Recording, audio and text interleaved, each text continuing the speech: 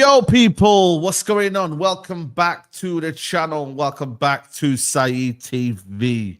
We are here, man. We are here with Late Vibes Debate Show, whatever you want to call it. We're here 9 p.m. Well, not really 9 p.m., 9:11. Apologies on that one. But yeah, man, what you lot saying, man? We got man like Griggs in the building. Griggs, what are you telling me, man? It's been a minute, man. Yeah, no, it's been good. That haven't pissed me off in like more than a week, which is good. And it's been a busy week for transfers. Obviously, we got one over the line today. Certain clubs got rejected. It's been a busy week in terms of that. Yeah, definitely, man. Rhino, man, what are you telling me, man? You know, have you got any analogies today, man? What we're saying? We'll see, man. We'll see as the show goes along. We'll see, man. But yeah, like Greg said, man, just rejections FC all around, man. I don't know why certain clubs just all of a sudden feel like, they've got more pull. Like certain man traveling and that, doing all flights and that. That's crazy, man. Man said, say it to my face. He said it to your face.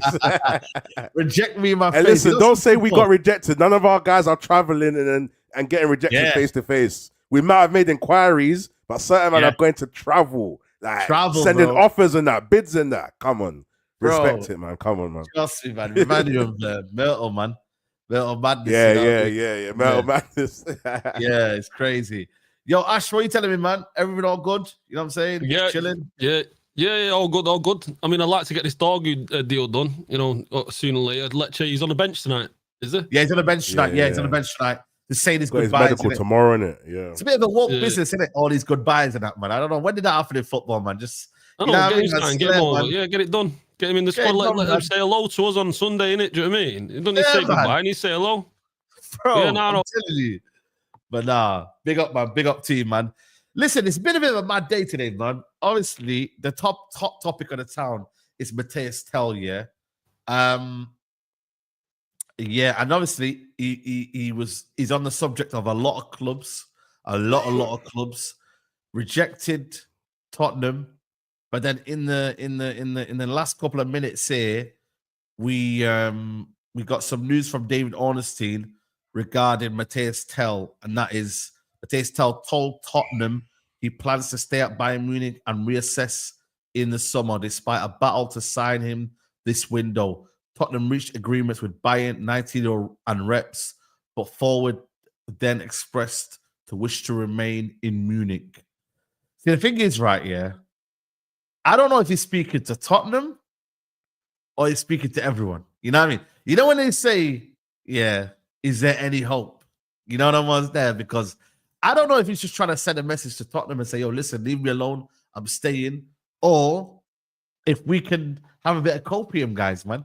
You know what I mean? And realize that, maybe he just means that he's not going to be going to Tottenham. What do you think, Chris, man? Like, is that much of a nothing? Do we read into that? Do we, is it one of them ones? Like, what are you saying, bro? I think someone, they're saying in the chat that Fabrice Hawkins has given an update on the situation on Twitter. It looks okay. I think it's been obvious he doesn't want a permanent transfer, especially probably to Spurs. He also, I think, rejected Chelsea as well, who also wanted a permanent transfer, while I think us and Arsenal are probably going maybe the loan route to kind of like test it out. I don't blame him for not wanting Spurs. I mean, who wants Spurs in 2025? That's real talk. Not that anyone should really want United in 2025 either, to keep it a buck. Let's be real. With our history in terms of young talents, but obviously it's a whole different ball game. I think I've heard about him, like people keep saying that he wants to like be a Bayern legend. Like he really wants to make it at Bayern Munich. And then if that's the case, I never really wanted United to get into the business of going into the loan market, especially maybe for a younger player, and just have him for 6 months and then send him back to another club. Like, I don't really think we should ever operate like that. Maybe if it was like maybe an older player, like when we did it, Galo and stuff like that, short term stuff like that. But imagine Tel comes, right, and then he bangs out for 6 months, and then we got to send him back when he's 19. Yeah. Like, that's the kind of, you want him for the future, especially with Marcus Rashford likely leaving. Garnacho obviously going to stay now, but he might leave in the summer. We don't know what's going to happen comes to offers. So I wouldn't want to see a player like that leave. But I also the fact that it would be a lower option. I think United are a big enough club to kind of convince him to maybe like you could make like obviously he wants to be at Bayern Munich, but you could also make your mark at United, which is just as big as a Bayern Munich. And I think he for me would be a nice target because he offers something a little bit different than maybe a Rashford and Garnacho, and I think he's a lot comfortable playing closer to central spaces. His ball striking is really good. He's quick, agile. Obviously he hasn't had a lot of game time in the past couple of years, so development wise, maybe he's stalled a little bit. And he definitely does need a little bit of a kickstart, and I think Amorim would be a good coach for him. So I would love to sign him. It looks like it's down to us and Arsenal. I think maybe with actually no, you know what?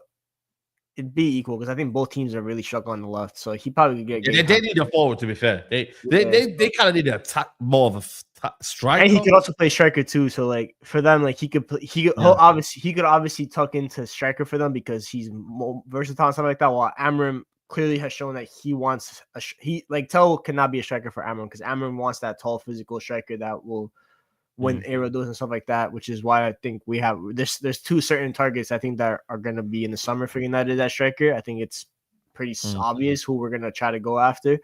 So I think Tel would be that left-sided player with Rashford leaving, we need to get another attacker in because we're spread thin in attack right now.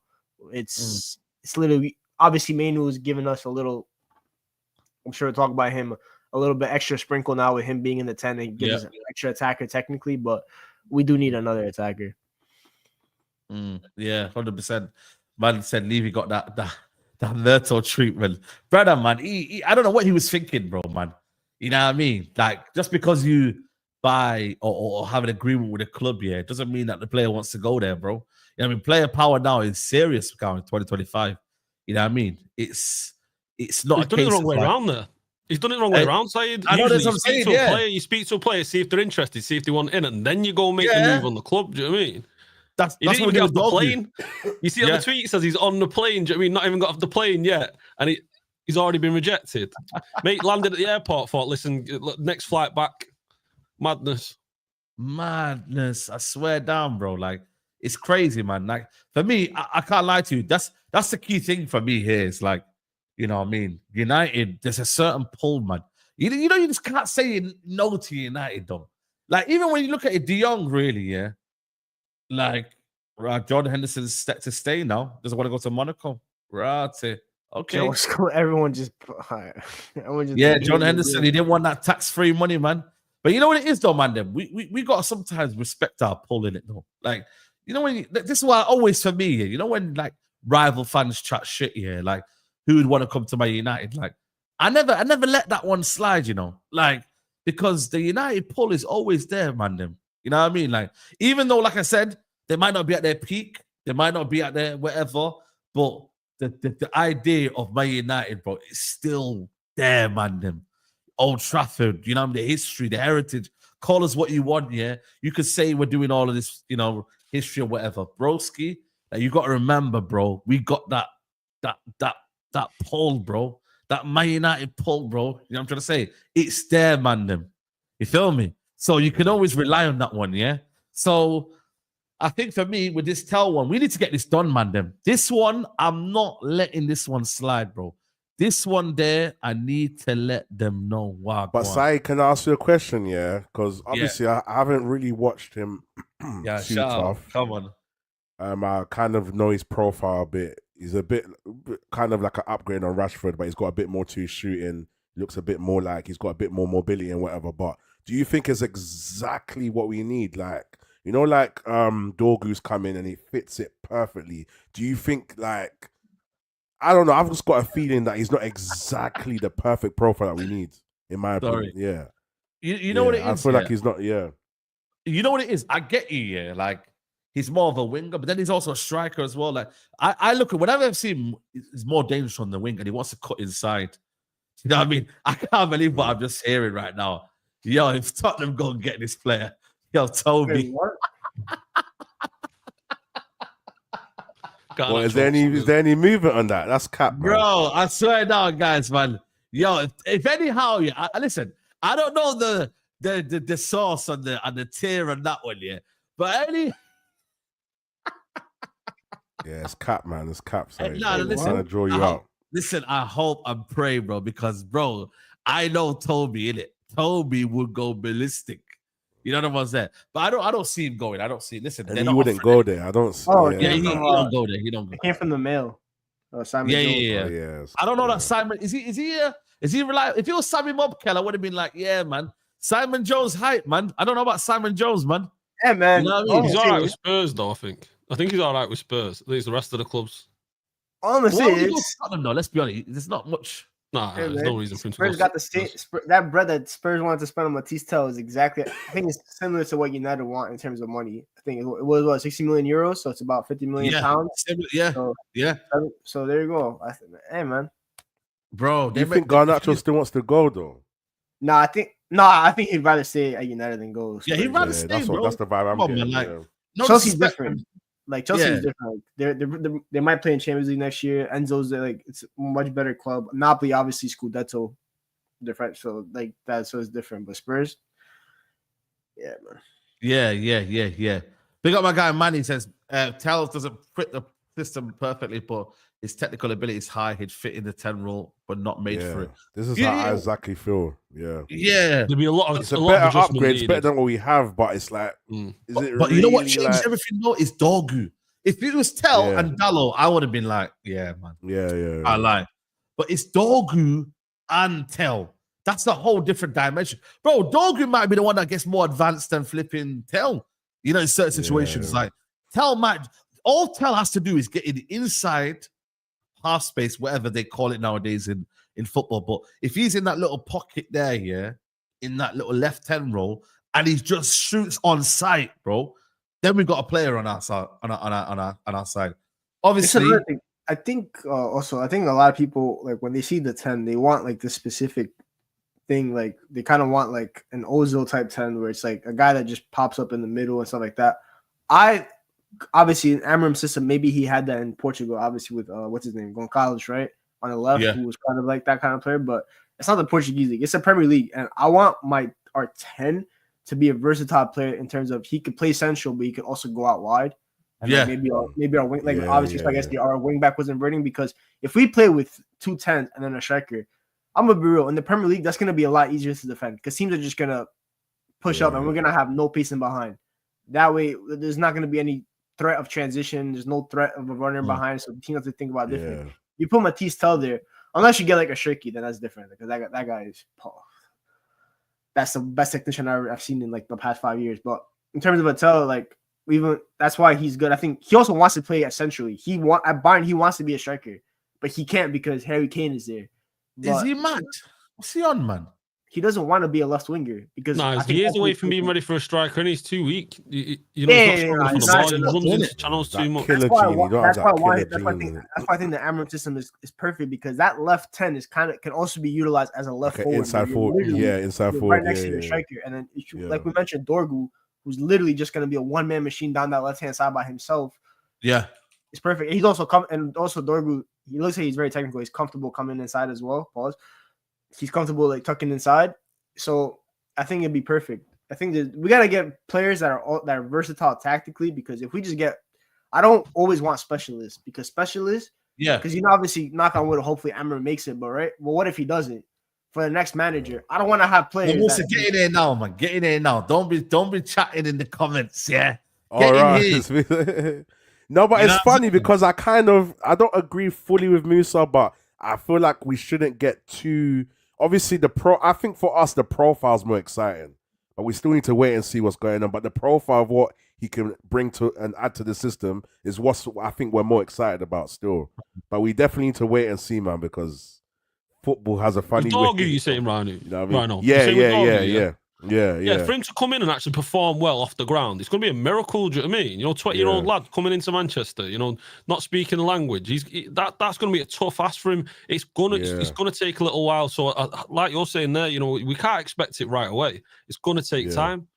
Just look at Lenny Oro. Look at Lenny Oro. There you go. Do you know what I mean? Superstar at Lille and all that. Everyone expected him to hit the ground running, but it takes time. And hopefully, I mean, we don't really want to be relying on Shaw coming back and all that, but you get Shaw back. You've got an option there not to have him to play every single game, But when he's playing, he's going to be hit and miss, isn't it? Because it's like I said, it's a completely new environment for the kid. But going back to Tel, is he that much of an upgrade on Garnacho? Are we being honest? Like he is. I think he is. Goal scoring wise, I'm not too sure. Assist wise, I'm not too sure. I mean, you see Garnacho improving already, and you hear Amorim talking about him. I don't know, and the fact that he's coming on loan, it just seems like a non-starter for me.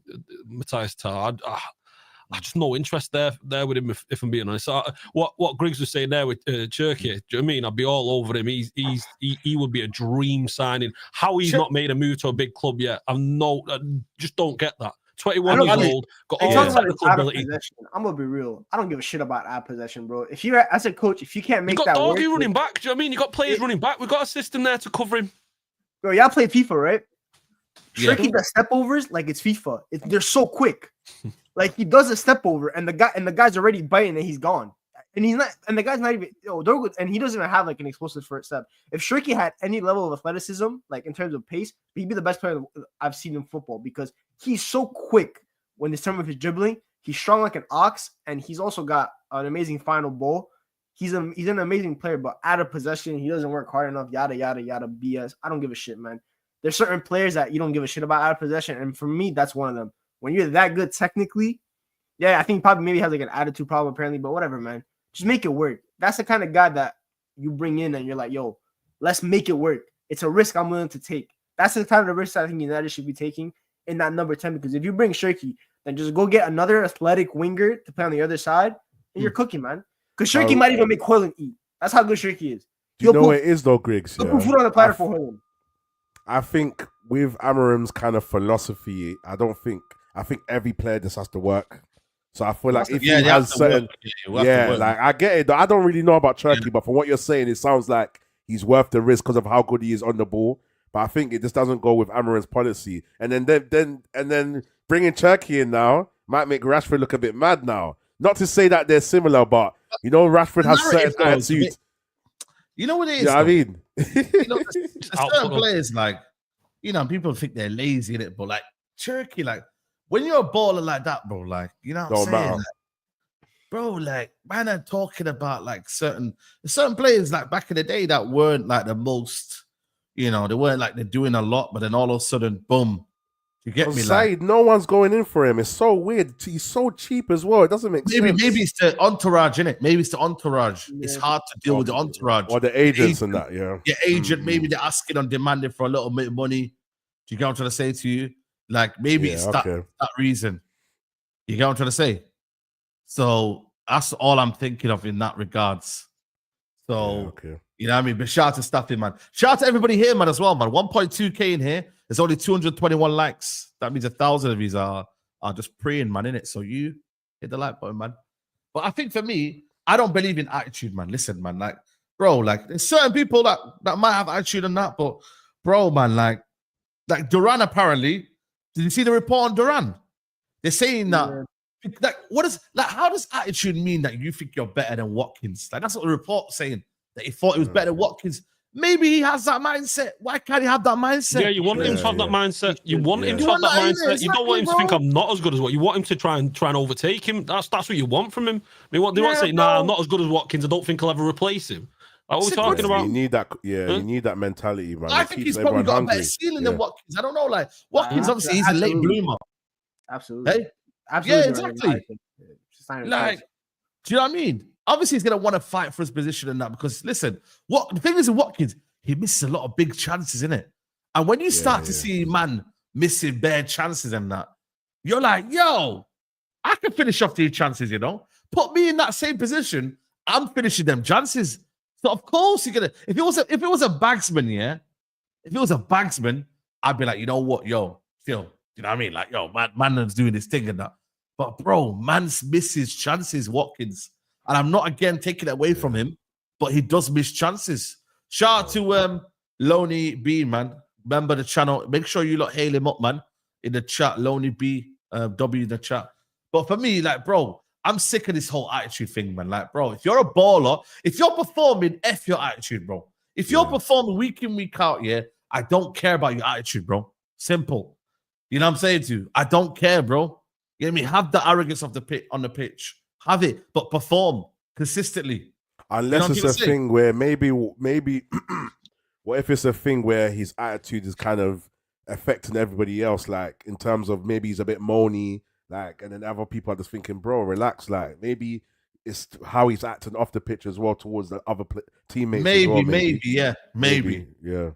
in that regards, like he's like, you know, doing the most in training and that. Maybe he's doing a madness in terms of, you get me? Like, I don't know, man. Maybe it's around just kinda, you know, maybe I don't know. Yeah, you know what I'm saying to you.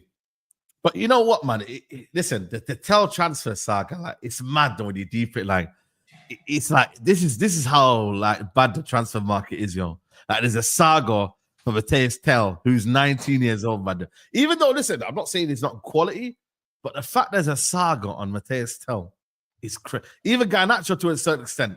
Like, bro, like, imagine the summer, bro. Do you know what I mean?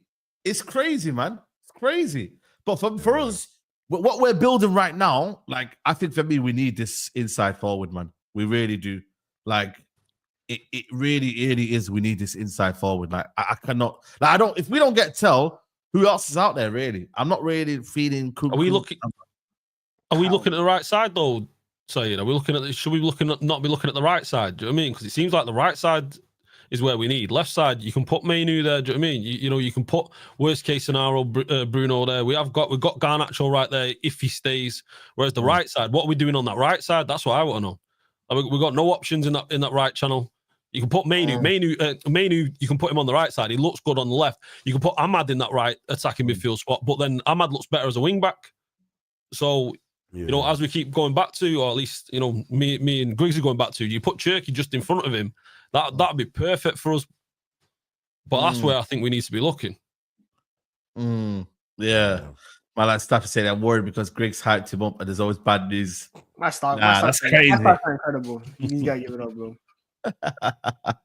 Now, you know what it is, bro? Like, I think for me, it's like, I think Arsenal, they're desperate as well, innit? You know what I mean? Because they need to do something, bro. Like, they just missed out on what's his name, Watkins. They need to do something, innit, to show that their intent, and the fans are not happy, innit? You get me? So it's a case of getting the fans off their backs, innit? Really, like with United, it's like it's not the end of the world, but we kind of low key do need the left 10. Like, you know what I'm saying to you? Like, I know we got Garnacho, I know we got, you know what I mean, Ahmad and Bruno can play there, and Kobe can play there, but what we're doing on the right side, what we're doing on the right, I want to know about the right hand side, the right 10, who's playing in there, who's the options there? Because we ain't got options. It's Ahmad for now. Do you get me? But where are you playing Ahmad? Would you play him in the right 10, or has he been playing better for us as a wing back? What? Where he gets the space? I do agree with you. Like, he's been better suited at right wing back. You get me? Can you imagine an attacker? You can imagine an attacker in front of him, someone who's going to offer him even more space, and them two linking up. Do you know what I mean? That's going to be the side that's dangerous. That's where our goals are coming from at the moment. You see Manu with that ball across to Delo against the Steaua Bucharest. You see it's that right side where we're getting in, we're getting that penetration down that right hand side. So for me, I feel like we're looking in the wrong area in that left side. We keep talking about left side. Okay, maybe there's more options there, but that right side's got a bit of place we're going. You got Arsenal again; they're looking for that left side. You know, you've got Spurs looking for that left side. You've got potentially they're looking at Garnacho. Can we not do some kind of swap deal with Heung-min Son? You know, for a little while. You know, there was rumors that I want Heung-min Son in 2025. Heung-min Son hype, man. Nah, for a year or two, just put him in. Do you know what I mean? You know, it'd be a nice little spot there. I'm gonna be real. If you go Spurs and you want to like do a swap deal, you give him Garnacho money for Kulusevski. That's what I'm doing. Oh my god! Yeah. Kulusevski. Yes. The right side as well. But we're going to address the right side because obviously we have based on the title, we're going to talk about a guy that plays on the right-hand side that we're going to sign in the summer. So, like, we're looking for the right side, but it's someone that we're going to look for in the summer. And Quenda. He'll be right. Him and Ahmad both of them can play both positions. Like both positions, bro. They can alternate pretty much. Alternating like players, bro. That sounds scary, guys, man. I don't want to speak too soon on that yet. But Quenda and Ahmad sounds like a madness. You get me? I mean, no pun intended. You know what I'm saying? Like, bro, imagine one just saying, yo, I'm going to go right wing back. Then you go, bro, you're not going to know who to cover. Who should you, you know what I'm saying? Yeah, they can interchange. We need to be strong on both sides, bro. Like, we're creating this athlete FC, man. You know what I'm saying to you? Like, we're creating pure athletes, man. Yeah, I mean, that are also technically very good as well. You know what I'm saying? Like, we're not just getting athlete, we're getting technical athletes, bro. Like, combined of both. You know what I'm saying? A combination of both. And that's what you need in this Premier League, bro. You only got to look at Man City's early teams, man. You know, with Sane, with Sterling, with Kyle Walker, with Mendy. Look at that front, that four, man. Brother, they were cooking teams, bro. Are you mad? Yeah. They were cooking teams, broski. Like, come on, man. What are we doing here? I feel like that's what I'm saying. Hopefully we can get to a point where we have a good start in 11 and then we have a good rotation as well. Because one thing as well that I don't want to get into the habit of is relying on one player. That's why I'm not trying to get too gassed about Dogu coming in as well. But obviously with him, it's a specific profile. And you know Amorim's system needs wing backs and it's going to change a lot. So, but even us letting go of Mathys, I was having a discussion with some other guys. And we need to get basically going. saying, Yeah, he needs to go, man. He needs to go. But do you know what it is, yeah? Oh my I get it. I get what you lot are saying, yeah. But okay, cool. I don't know. I still feel like there's still more there to see. Nah, bro. Maybe I'm just like, no, there's not. No. You think it's done with Mathys? I miss when Malacia wasn't available for selection. That's what I miss. Oh, him being available for selection is even worse. That's a red card, man. Bro. All right, cool. Let me ask you a question. So does Dallow's performance yesterday change your mind on Dallow? No, man. Okay, cool. Bro, every time I look at left wing back, I get depressed. Every time Yeah. They're both bad. They're both bad options. So cool. So, do you guys still rate Dallow as a player? Like in terms of if he was in a different system, do you still rate him as a player? Because I feel like sometimes not good enough. No, but last season he was very good. Yeah, he was our player of the season. Was it last season or the season before? Last season, this season is not his system. Surely there's still a player there. I'm just asking because I feel like sometimes when players go into new systems, we just write them off and we forget that there's still players in there. So I'm just asking just to ask. It might be a pointless question, but so I just feel like Dallow's still a player in there. It's a bit like Garnacho. They're not in the right positions, but if they can follow the right instructions, you can get a lot better out of them. So you know what I'm saying? So you're Revival FC, man. What's going on here, man? You know nah, because Dallow can't just overnight just be. We were rating Dallow heavily last but we weren't season. rating him that much, though, Rhino. We weren't rating him that much. No, in terms of how consistent he was, even when he was average, he was decent. Now all of a sudden, I'm always got credit in the bank, man. Credit in the bank, yeah. Credit wherever. Yeah. I'll give you credit where it's due. You get me? Dallow was his credit where it's due kind of praise. I never I hear it. People know. Yeah. I used to have arguments with rants about Dallow. I used to have arguments with Bear, man. I'd be like, yo, I don't really rate this Dallow, man. Like, he's too for me. Like, he makes mistakes. But then, you know what? Last season, I thought, you know what? Fair play. He did a job. But you know what? Sometimes you got to remember, like, yo, is it hard to be good in a shit team? Like, when you actually deep it, bro, like we had McTominay doing bits last season, bro. Like, bro, it's not hard to be good, like to be good in a shit team, bro. Let's be honest, man. It's when we should judge you when you're not performing in a good team. So say that if you're not one that's performing, you're the one odd one out, yeah. Then I can say to you, you know what, man? Like, yeah, what's going on with you? But I think for me, he's a right-sided centre-back in this system. I don't think he can do that up and down. He can't really cross. You know what I mean? His positioning is a bit awful. You know what I mean? So, you know what I'm trying to say? Like, I hear that. Man. I just think for me, it's one of them. By the way, big up Lecce, man. They just won 3-1. You get me? So, big up to Lecce, man. At least they left on a high. Get me? They won without him. That's going to be good news for them. You know what I mean? Hopefully they take that. So, I don't know, man. I just think for me, it's one of them where, yeah, listen, it is though. Because at the end of the day, bro, you got to realize, yeah, that for us right now, we just need to be upgrading now. We can't be looking at what happened last season. Last season was... Nah, do you know why I'm bringing it up? I'm just trying to think of how we are generally as fans. Because sometimes I feel like I get the vibe that sometimes we change too quickly and we write off players. And maybe I suffered a bit from believing in Højlund for too long. Do you know what I mean? But I think generally when there's a talent there, it doesn't disappear overnight. I just think that. Same way with Casemiro. a lot of our fan base was doing it with Casemiro to the point that some people thought he was just dead and other people knew there was still a player in there. Van Nistelrooy came in, all of a sudden everyone just, the people that supported him before, got their refunds back again. So I don't know. I just want to get a temperature of what everyone's saying, because I feel like sometimes we change too quick. You know what I mean? But it's cool. It's calm. Yeah. Big up MS says, don't put the wash son here. Menu right 10. Left 10, Tel, Ahmad right wing back, Dorgu left wing back, and Zerkamp striker. That's the front till the rest of the season. Okay. Striker, man. Oh my god. Brother, I don't know what's going on. We gotta wait until the summer, man, for that one, man. I can't lie to you, bro. You know what I mean?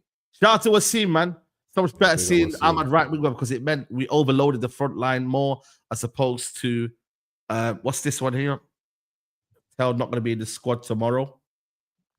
I'm surprised he played in Champions League during the midweek. I don't know why. Nah, he just want, again, this is a woke business, innit? Where they got a, clap to the fans and that, innit? You get me? So, you know what I mean? Like, it's one of them kind of situations where they just want to give the little final farewell. We got a Fabrizio update, but it's not really a bomb, but it's just a kind of a repeat of what he's saying. We need to ban this word bomber now, man. People are just out of context. Yeah. So it's like the AO and the pause now. It's like that, bro. Let's be honest. Like, you know what I mean, bro? Like, I'm seeing pause every minute right now. Fabrizio tweeted that just to get another tweet with Man United in the tweet, bro. Yeah, of course, man. The guy tweeted earlier, Lecce playing against Manchester United for Dorgu. Yeah. 100%, man. You know what I'm trying to say? So, yeah, listen, that means technically this is still on. You get me? So, the fact that it's left Man United in there, you know what I mean? So, brother, like, if we go and get this sorted out by Monday, this has been a decent window, a Dorgu and a Tel. Like, nobody can really complain, If I see man complaining about that, like, you know what I'm saying, bro? Like, Musa, if you're complaining about that, that's not a bad window, man. We weren't going to really we would love to go get a striker, but who's really out there that you could go and get right now? You see what I mean? So, do you know what I mean? Like, man, them have to just realize that, listen, that's two positions we've got. And they're two key positions on the left-hand side. I know you want to say, Ash, that we need to sort out the right-hand side, but it's got to be one side at a time, man. I think next summer, we might sort out the right-hand side. You get me? And then a striker, and maybe a midfielder. You see what I mean, bro? So, well, like Griggs is saying, Quenda's going to potentially come in next year, isn't it? So we're already laying the groundwork for that, which is nice to see. Nice to see us doing work now for the summer, something that we've not seen for United for a few years, really. So we can get that deal done next year. That sorts the right hand side, and Madden Quenda would just be scary on that side there. Bro, Tel coming in. I just don't like the idea of improving a player that's going to be leaving us. It makes no sense for us to do that. I mean, but then again, what deals are available there? And if we're getting rid of, which it looks like what's happening with Rashford, who knows? I mean, Barca have been stringing him along. He could be on his way to Aston Villa, but I doubt they'll pay the money. I want to see him go to Galatasaray because they'll put up the big money. They will pay the wages. So they will. Yes, seeing him go to Turkey. He knows he's gonna get cooked over there, man. He's gonna get cooked over there. They signed Morata though, so they're not signing anyone else. Yeah, they signed Morata as well. 15 million. You never euros. know what Gala. Yeah, Gala spend big, don't they? When they want to though. Yeah. So you just don't know what. It'd be funny with the Galatasaray because I'm gonna get tight for the reason Osimhen and Rashford playing together, but it's not at United. It's at Galatasaray. Who would have ever thought that? You would have thought like if they played together, it's at United. But no, man, it's what's up. That Quenda, though. Are you excited by Quenda, Griggs? No, because I'm excited by that one. Yeah, obviously he's young, so there's always the potential that it doesn't work out. But he's an insane athlete. He's one of the highest rated teenagers in terms of that right hand side. Like, I don't think he's really a wing. I think right wing back would be his best position because he seems like an old school 4-4-2 right mid. So basically occupying that whole side. And him and Ahmad, like, just the understanding. And Quenda, the best thing about Quenda, every time I watch him, his final third ball looks really, really good. It's so consistent. Trust me. It's so consistent. So him and Ahmad, you would get very excited. The thing with one last thing on Tel, like the only thing I'm excited about Tel is also it's a loan option. It's not a permanent. So if he does end up sucking, we just ship him back to Bayern and you just go get someone else in that position because that position is more stacked. That left hand, there are more dominant left-sided players than right-sided players. And if we get Quenda, with that's what you already solidify your right hand side for the next decade. Ahmad and Quenda. That you already solidified. That left hand side, then right? You can maybe go get someone a little bit more experienced, maybe like the 25, 26-year-old range that's ready to peak right now because you already have your right hand side set. You could it's better alternation, but he looks amazing. Good final third decision, insane athlete, 1v1 dribbler, which really helps in my opinion because as much as I love Ahmad, I think Ahmad's good 1v1. He's not. I don't really always classify. He's not a 1v1 specialist. He's not a 1v1 specialist. And from what it looks like, I think I would like my wing backs to be 1v1 specialists because that's what it. If you want to be good as a wing back, unless you were playing like the Conte with Alonso and Moses, who were just late crashers, but we need our wing backs to be able to carry the ball and stuff like that. And I think Quenda would be the best possible answer, man. I think that's and also 40 mil apparently. 40 million euros, yeah. Yeah, because Portugal sources were telling me like they were yelling out 70 mil from Abola. No, and man, those they kind of chat prices. shit, man. Like they said about Amorim's not coming and that, this and that. Like, bro, man's we don't get like one thing you have to realize here, man, is that the money that the media say necessarily isn't true. You know what I mean? Like they might say that money, but Man United have shown to negotiate well. Let's give credit where it's true. Man United have negotiated well. Mazraoui, 12 million?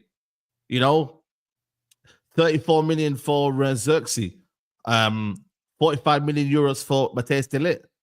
You know, it was only the Lenny Euro one and Ugarte where we've had to overpay. You know, look at Dorgu, 24 million. You know, the Hoyland one obviously is not down to Ilios, so don't put that one in there. But like, you know, most of our signings have been relatively decent fees. You get me? And you could possibly, you have to give yourself the element of, can you make enough money back? You get me? Like, if you can make money back, yeah, that's a good start point. But obviously, if we're going on like Hoyland now, we're making a loss. Anthony, we're making a loss. Who else are we making a loss on? Who else is out there? I mean, we're going to make a loss. Everyone's going to be a loss. We're not going to make them man we're making a loss on them, man. But that's the sins of the past. Mason Mount is going to be a loss. Do you know what I'm trying to say? So we have to accept that. But now, going forward, though, they've seen that. And you know what the maddest thing about it, guys? The manager keeps speaking about it. We can't make the same mistakes in the past. For the first time ever, the manager's spoken about that. And the first time ever, I'm seeing a manager prioritizing athletes.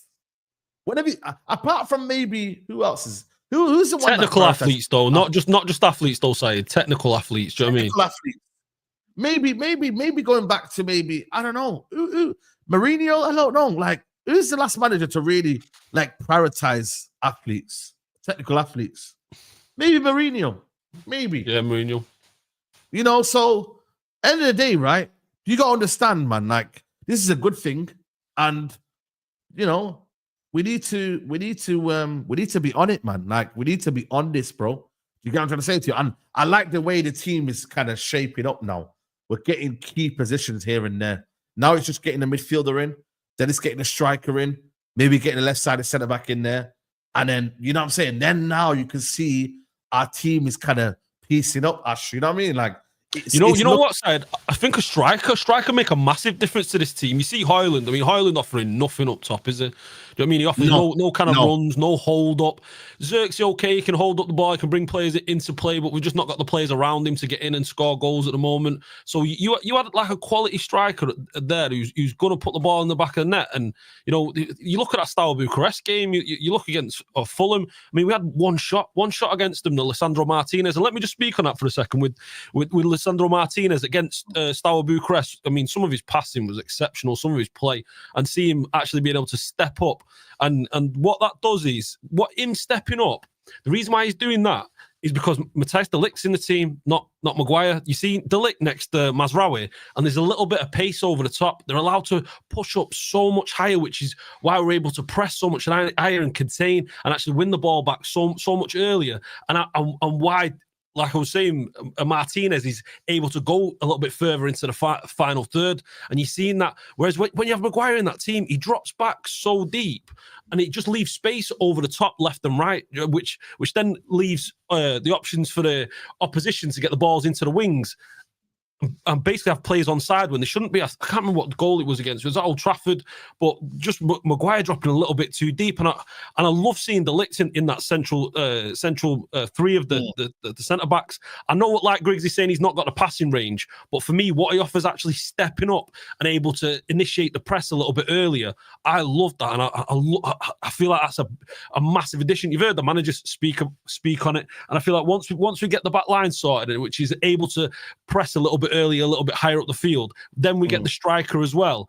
I'm liking the look of this team. I feel like now you can really see what the manager's wanting to do, and I think going forward we just need to get that striker in, like you were saying there, Saeed, with the wing backs. Do you know what I mean? You know, those improve the team massively, and yeah, I don't think we're too far away. I mean, I'm not saying that it's the Premier League, but I think we're getting a team that you can be confident going in for wins. Like at the moment, we're going to Old Trafford, and I don't feel confident going for a win. Even going against Crystal Palace this weekend, do you know what I mean? I want to see you there on Sunday, and I don't feel confident we can win that game against Palace. You know, I don't.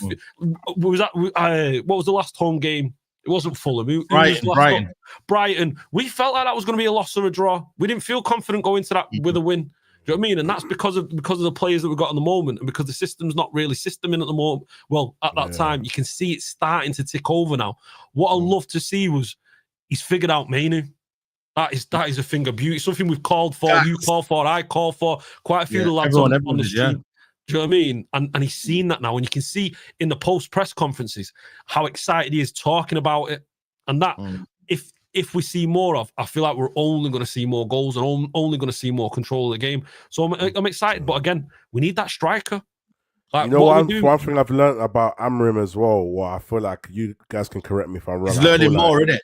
Yeah, and I feel like he notices things when we notice it, but he just likes to try it a bit more. Because what he was saying about Manu not being defensive in the midfield and whatever, he's probably seen this from before, and we've seen it, but we've been frustrated and we wanted to change it straight away. I feel like he likes to give it a bit more longer time than we feel it needs, and then he decides on that. And even going back to what you said about Martinez, it goes back to my point. 2 months ago, a lot of us were writing off Martinez, saying he's washed, get out of this club and whatever. Sometimes we just need to allow players to just, embed themselves. And obviously it goes to the point of he's proven himself before, so that the player can't just disappear. And obviously not all players are going to fit this system, but sometimes we just need to see. Because I don't know, man. I don't know. I don't want to go back to Malaysia again, but I just feel like sometimes Malaysia wasn't that bad before. I just feel like they. What's Malaysia good at? No. What is I feel like. Do you know what it is? I feel like. I don't know. I feel like before the system, we kind of liked him. Before he was injured, a lot of us liked him. We didn't mind him. He was cheap. I did. Whatever. You know what I mean? Yeah, I never seen anything. I minded him. The last memory I had of him last year before he had the surgery and everything was the Sevilla game where he coughed up 2 goals at Old Trafford. Yeah, Sevilla. Yeah, that was bad. Yeah. Ammonia. Remember that game against Ammonia as well?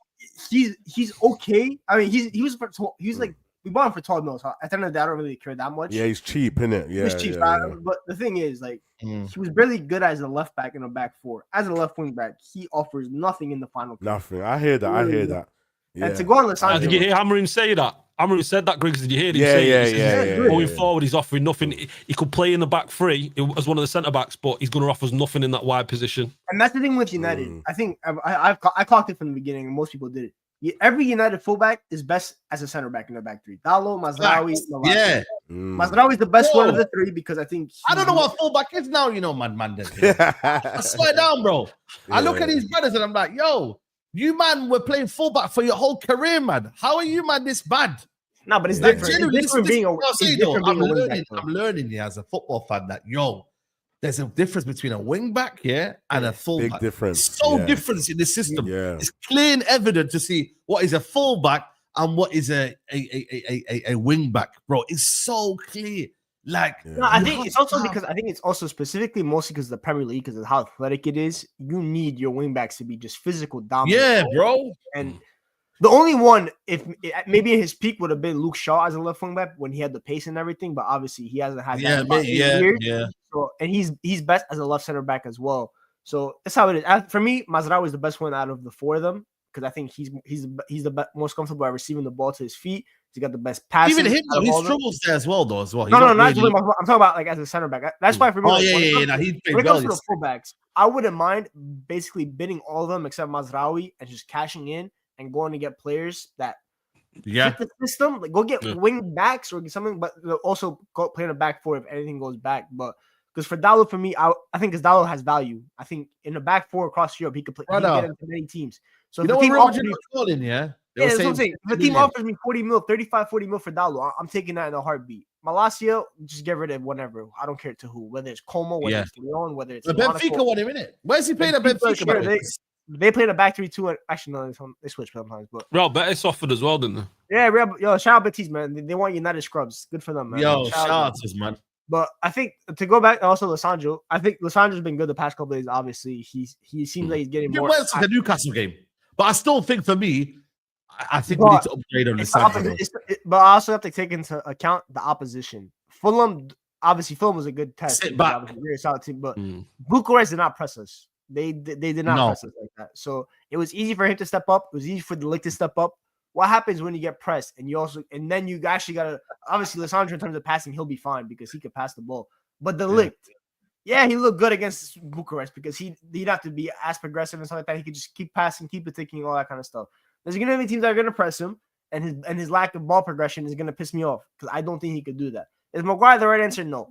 I want Lenny Euro to be there long term because I think Ash talked about the stepping Lenny up Euro's a guy, man. and being able to suffocate opponents more. I want Lenny Euro there because he has the pace in behind. He's got the long legs, all that kind of stuff. I think he could accommodate there. He's also really good in the air. Two-footed as well, so he can turn on both sides.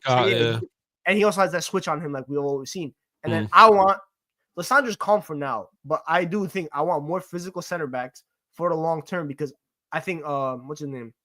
Wasim mentioned it in the comments. Against teams that are better on the counter, no matter how good Lissandro's on the ball, he's a liability in terms of stepping up. Because any quick attacker can get the best out of him. I saw what Dibbling did. I saw what Newcastle did. I see what other teams can do to him. So that's how it goes. So for right now, it's calm. Against low blocks, Lissandro is an amazing option to have.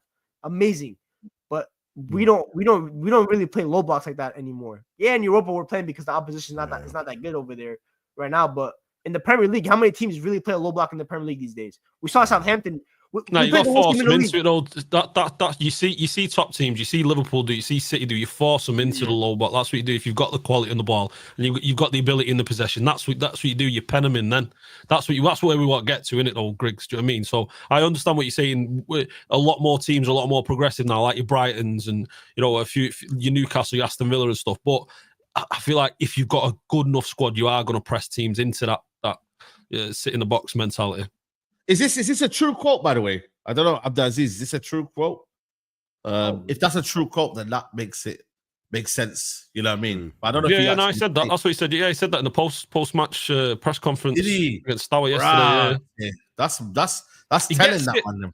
He understands it inside. You know what I mean? We love fair that. play, man. I've never really seen honesty like that, bro. Because you get me. That just shows a lot of things he says. He's very, very accurate.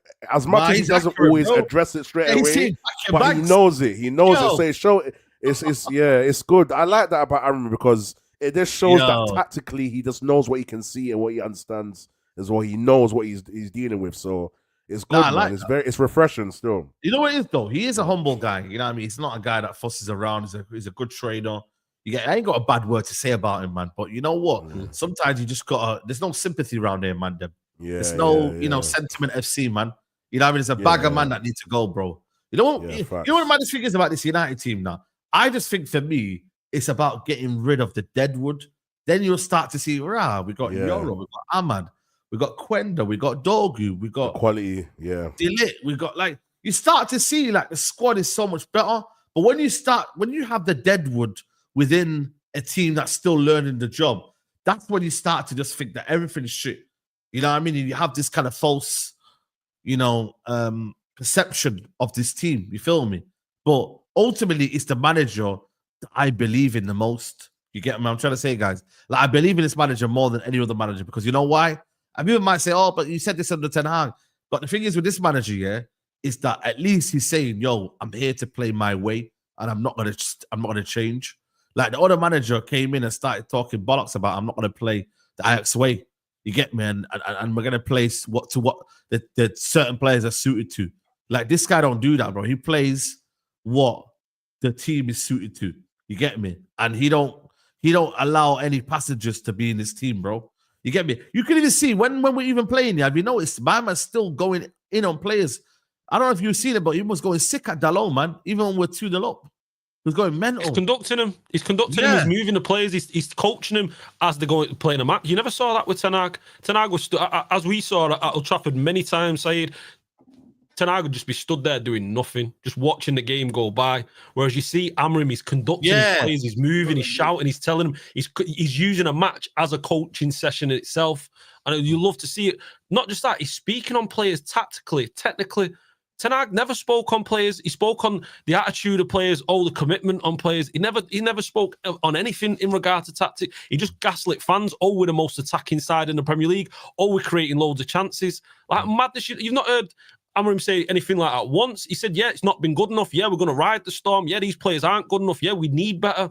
And that's what you want from a manager. And when someone can see it, and see something you've been seeing, you can only back it. You can only go, okay, he's seeing what we're seeing. Okay, he's not got his tools at his disposal right now.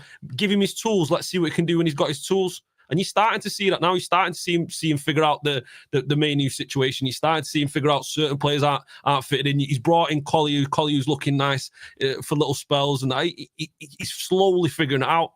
But he gets it, and you can hear that in the press conferences. And he speaks in a way that's appetizing to fans. It's not this like Ten Hag, he just boring.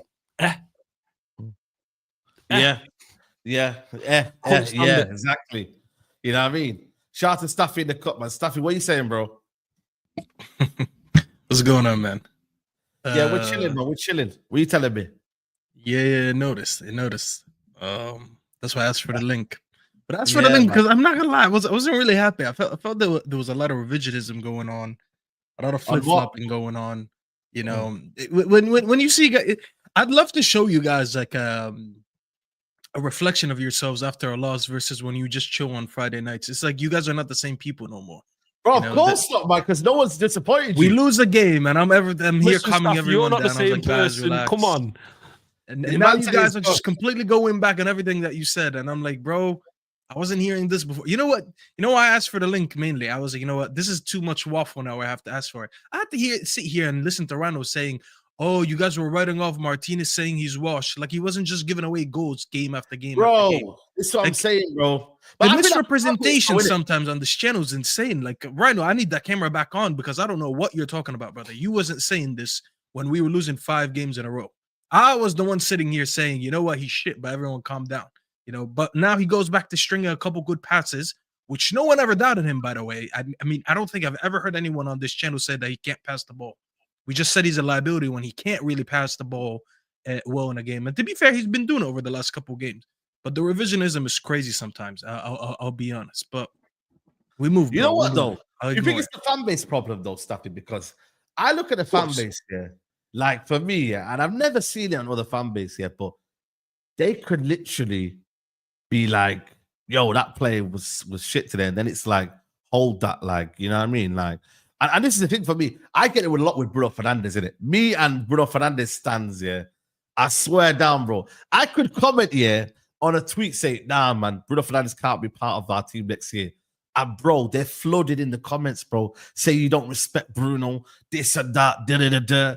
You know what I'm trying to say? But it's Did like, you see yesterday when he gave away a free kick or something like that? And he's losing his head, and you see Amorim's trying to calm him down, and he's not listening to him. And Amorim just holds his head and just drops basically to, you know how he always does the little squat thing that he does. He's always like, what's his name? What's his name? Bielsa. Remember Bielsa used to do that, but he used to sit on the bucket, and he just goes down. I'm like, bro, I feel you, bro. I feel you because you're trying to coach someone who's moving like he's moving erratic 24/7. You know, but that's what I'm trying to say. I feel like for me, I just think there's one player left. We got rid of Rashford. I think there's one player left for us to really move forward. I think we not got rid of Rashford. Have we got rid of Rashford? Wait. I think it's Bruno, man. Once we get rid of Bruno, we won't have this in our fan base where we're telling people, yo, this is the guy. This is Man United. I don't want us to be a one-player FC. Like, generally, guys, man, we don't need to be this one-player FC, man. That's every club. Every club has this one player that's polarizing. That, like, Is there? Tell me. Which one is it? Tell me. Okay, Arsenal. Okay, Havertz. Yeah. That's not Havertz. Chelsea have. What's Chelsea? Sanchez, maybe. Nah, no one rates that keeper. Enzo, for example. Enzo, you have some people. And yeah, there's Bernardo Silva for City right now. But yeah, Silva, nah, it can't be, right now for City fans. I mean, a lot of City fans are finished with him. It's overcome with Bruno's. Bruno's a very popular player. He's probably our biggest name, obviously, other than Rashford, because Rashford's obviously out of the squad right now. Casemiro barely exists anymore. So it's like it's just Bruno because he's also part of like the older regime in terms of like he did a lot a couple years ago. He's the captain as well, which obviously makes him even more polarizing. That's how it goes. And in my opinion, I think Bruno, we'd have to move on from him, but he's definitely not number one. I'm looking at like he's the first person I get out the door. But the thing is, though, does he have to be the first person out the door for us to really change the way we play in terms of because we're not one player away from playing. Okay, let me ask you a question now, yeah? Griggs, I'm gonna put you on the spot. Give me a team that involves Bruno Fernandes next season. Like what? An 11? In the front, let's say from the wing back. So you got Dorgu and Quenda, yeah?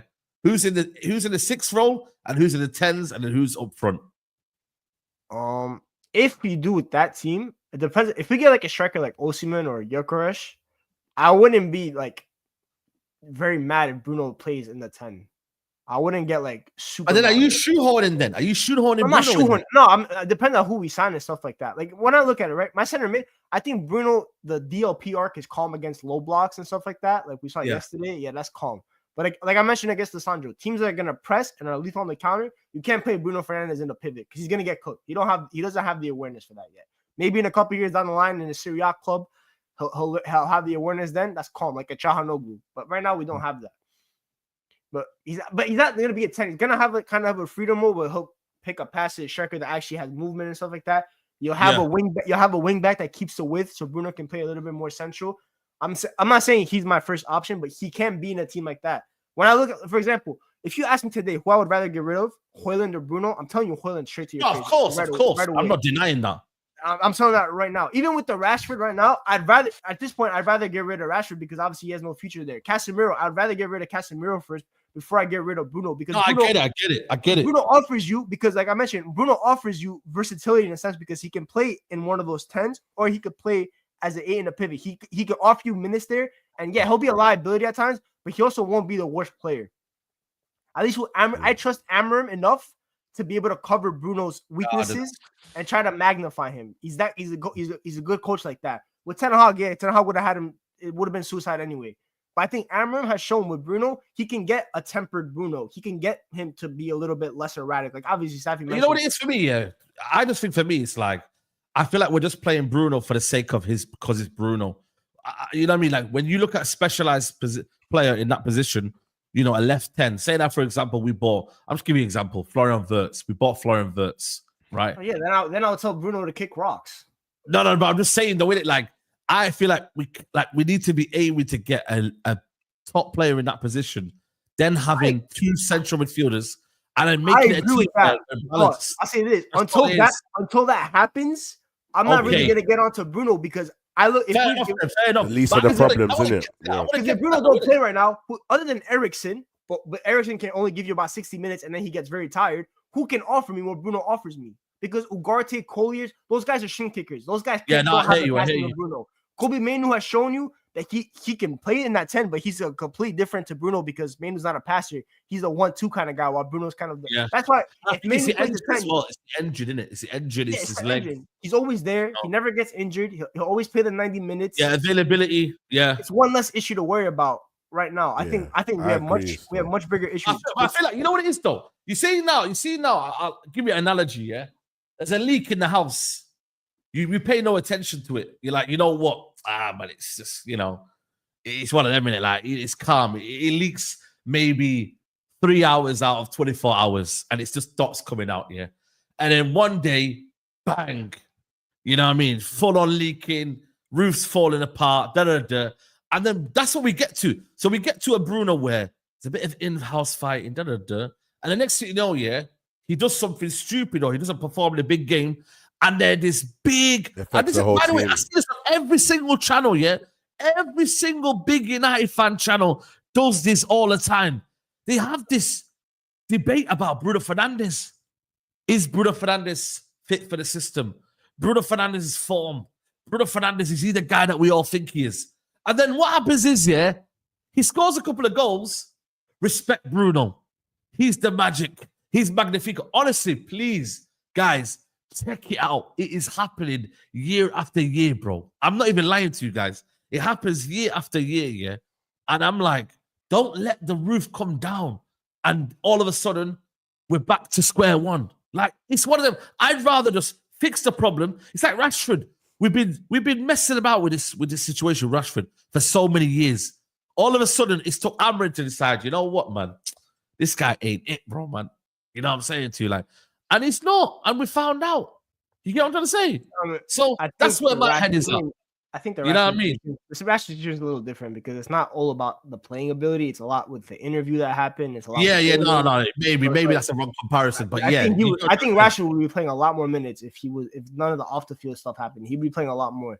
But with Bruno, like you mentioned, the leak, we have bigger leaks. We have this one leak in the corner of a room, but the center of the room is flooding. For example, at striker, there's a flood, bro. It's the flood, bro. With that striker, center mid, for example, we do need to get a center mid. In my opinion, when I look at this team, I like Collier. He offers you a little something. Ugarte, he offers you a little something, but neither of them. Edison, man, I told you, man, Edison's the guy. Bro, because when me and Stafford were doing like the Champions League watch along, that goal that he scored against Barcelona, that tech just go a little. Bro, you see little coqueta and then slap. Why do people think that he's not a tech man? Like people go on like he's a scrub on the ball, you know, like. Exactly. Like, for example, people are gassing up Ugarte a little bit too much, in my opinion. But whatever. I heard. Teach their own. But like, when I look at Ederson, I look at someone that's a premium version of Ugarte, and he's going to be the same price. Why not go get that guy? I think Ederson would be perfect, in my opinion. And in big games, for example, if you really just want to shut up shop and be physical, you play Ugarte and Ederson, and you have a no-fly zone in that middle of the park because then you get I said no-fly zone. No-fly zone. You ain't going anywhere. They're gonna lock you up, and then you just let everyone else hoop out. So someone like that, I think United need to go. I think striker, you need to go get Enquiries or Osimhen. I think it's obvious those two are the targets for the summer. I don't know if Sporting are going to sell us their two most prized assets in Enquiries and Quenda. Yeah, I don't think they'll sell both. I can't lie. I mean, we have a good relationship with them, obviously, from like 2003. So who knows? You can't go and get the manager, the flipping, you know what I mean, Quenda, and then go and get Enquiries. That's a bit snide, man. But then again, listen, who cares? I think he's going Barcelona. I generally think for me, you'll see Lewandowski go to Saudi Arabia, and then he'll go bring me Osimhen. Imagine that front three though.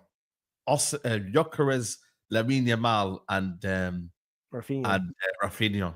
Jeez, cool. Man. That's a front three, man. I can't lie. Because it's got a mixture of technical ability plus transition. You know what I mean? Imagine like Lamine Yamal just threading that ball in behind to the Enquiries. He's eating, man. He's eating good. Yeah, but also, now the thing with Manu now is interesting though, because like if you do have Manu as your 10, and then let's say you have Ahmad on the other side, your striker needs to be a gunman. Like, because no disrespect to Manu and Ahmad, but like obviously Ahmad has shown that he can score the goals, but they aren't like Manu's not a GA magnet. He's not gonna get. He has good finishing in him, like we saw yesterday. Yeah. He has the goal. He has the potential to pop up with a couple goals. Ahmad obviously can get you the GA, but you need a guy up there that's gonna get you that's gonna get you in the position to score the goal. And that's why I always say Osimhen. Osimhen is an XG magnet. I don't think anyone can create XG for themselves the way Victor Osimhen can. Yes, he missed a lot of big chances, but the guy can average about 4 XG by himself. But he is just a chance magnet, and you need someone like that in this system, especially when you're gonna get fullbacks like Dorgu and Quenda, who I think them and Balde are the most progressive fullbacks in world football. They complete the most take-ons, and they're going to be crossing the ball a lot. So you need someone in there. Yeah. Who's actually available? So you got Osimhen, Enquiries, Sesko is always available, but who's actually realistically? Sorry, but I don't want Vlahovic, but he's available. Okay, Vlahovic. Ollie Watkins, I guess, is technically available. Technically, but I don't think so. Patrick Schick, people are saying Delap, 6. Delap is available. 7, so I say Isak's not available. I'm not adding him in. I'm sorry, man. Who say Cunha? I know he's a 10, but Jonathan David. No, don't like him. No. You know what I mean? Who That else Samuel guy available? that Samuel guy from Porto, the one that Chelsea wanted to sign. Meridian. Yeah, Samuel Meridian. Yeah, he's not good. What's his release clause? Probably 60 million, innit? They give something like that for him. Oh, so there's about 8 strikers there, guys, man. Yeah, Gyökeres. Yeah, but the quality's just not there, though. I mean, when you look at Gyökeres and Osimhen after that, it's just a massive drop-off, really. Bro. So it's got to be one of them two. I'm done with young striker gimmick. I want someone that's going to Yeah. I'm with you. I'm with you, man. This young striker gimmick. People talk about. I've heard people talk about all week about. I heard people saying like get Evan Ferguson on loan. I'm like, no. Yeah, no, we've done that. We've been there. Evan Ferguson hype, bro. You know what I'm trying to say, man? You, man, allow that nonsense. I know the Irish man them are in here, man, but Evan Ferguson ain't it, bro. Do you get what I'm trying to say? No. Like, he may give you a little end to the season. You know what I mean? A couple of goals and that, you know what I mean? Purple patch, but nah, man. Edison ain't a striker, bro. Like, for me, we have to get a proven striker. Simple as that, man. We have to. We can't be messing around, man. This has to be certified. You feel me? So it is what it is. Let's talk about Rashford, man. What we saying about Rashford, man? What's from Barcelona to Aston Villa, man? This is crazy, bro. Like, he's been played by Barca. He's been played. I mean, he's been strung along. He's there hoping, expecting to get down to the wire. Already understanding. It shows the intelligence of the man. He already knows the situation at the Barca. He already knows they've got no money there. Do you know what I mean? And he's there, sat there waiting for him. He's there pleading, I'll drop my wages. It's embarrassing. And now Villa are coming in.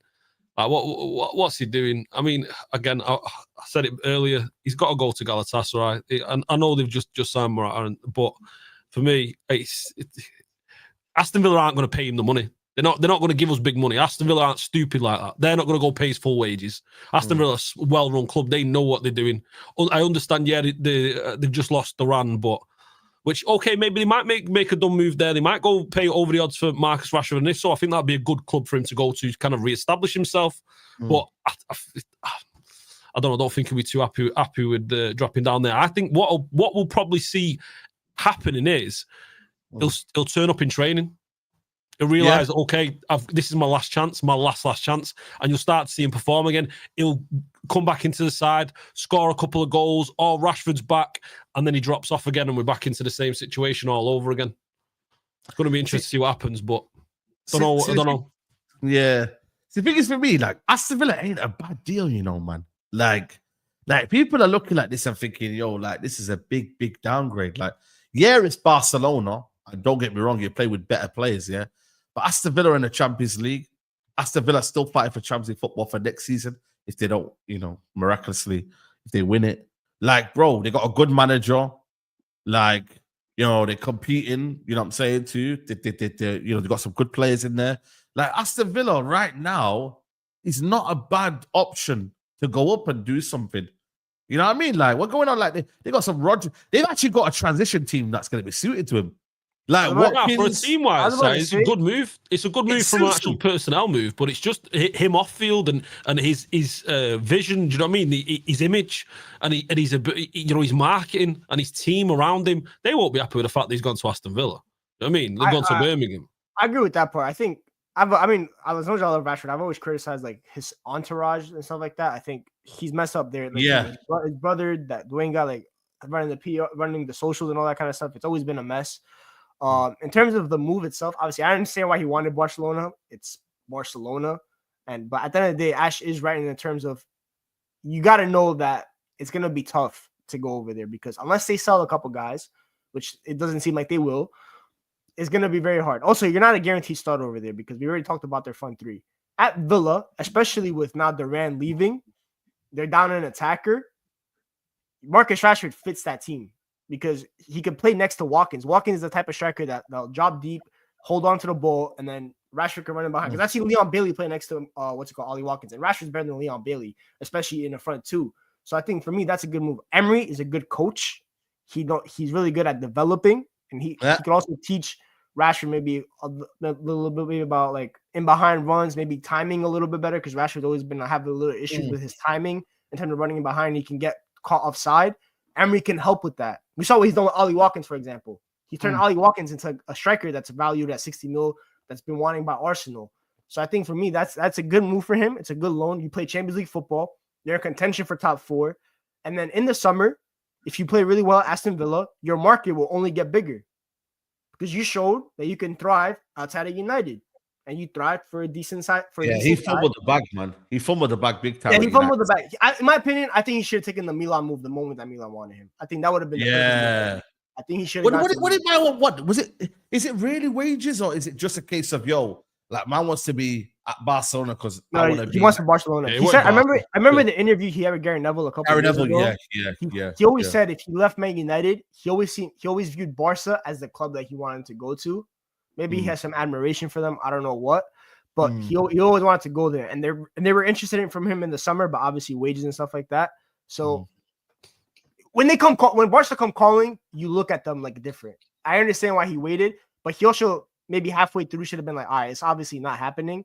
Let me actually assess my options, especially when Milan were still there. Yes, Dortmund, I agree with dishing Dortmund to the side. Don't go to Dortmund. There's no, you shouldn't go to Dortmund. I think Milan would have been perfect for him. Go play with Leao, a good coach in Quenda, Heritage Club, UCL football. Yeah, bro. You could have done that. He's lucky Villa might want him because Villa can offer him Champions League football and stuff like that. So that's cool. Yeah.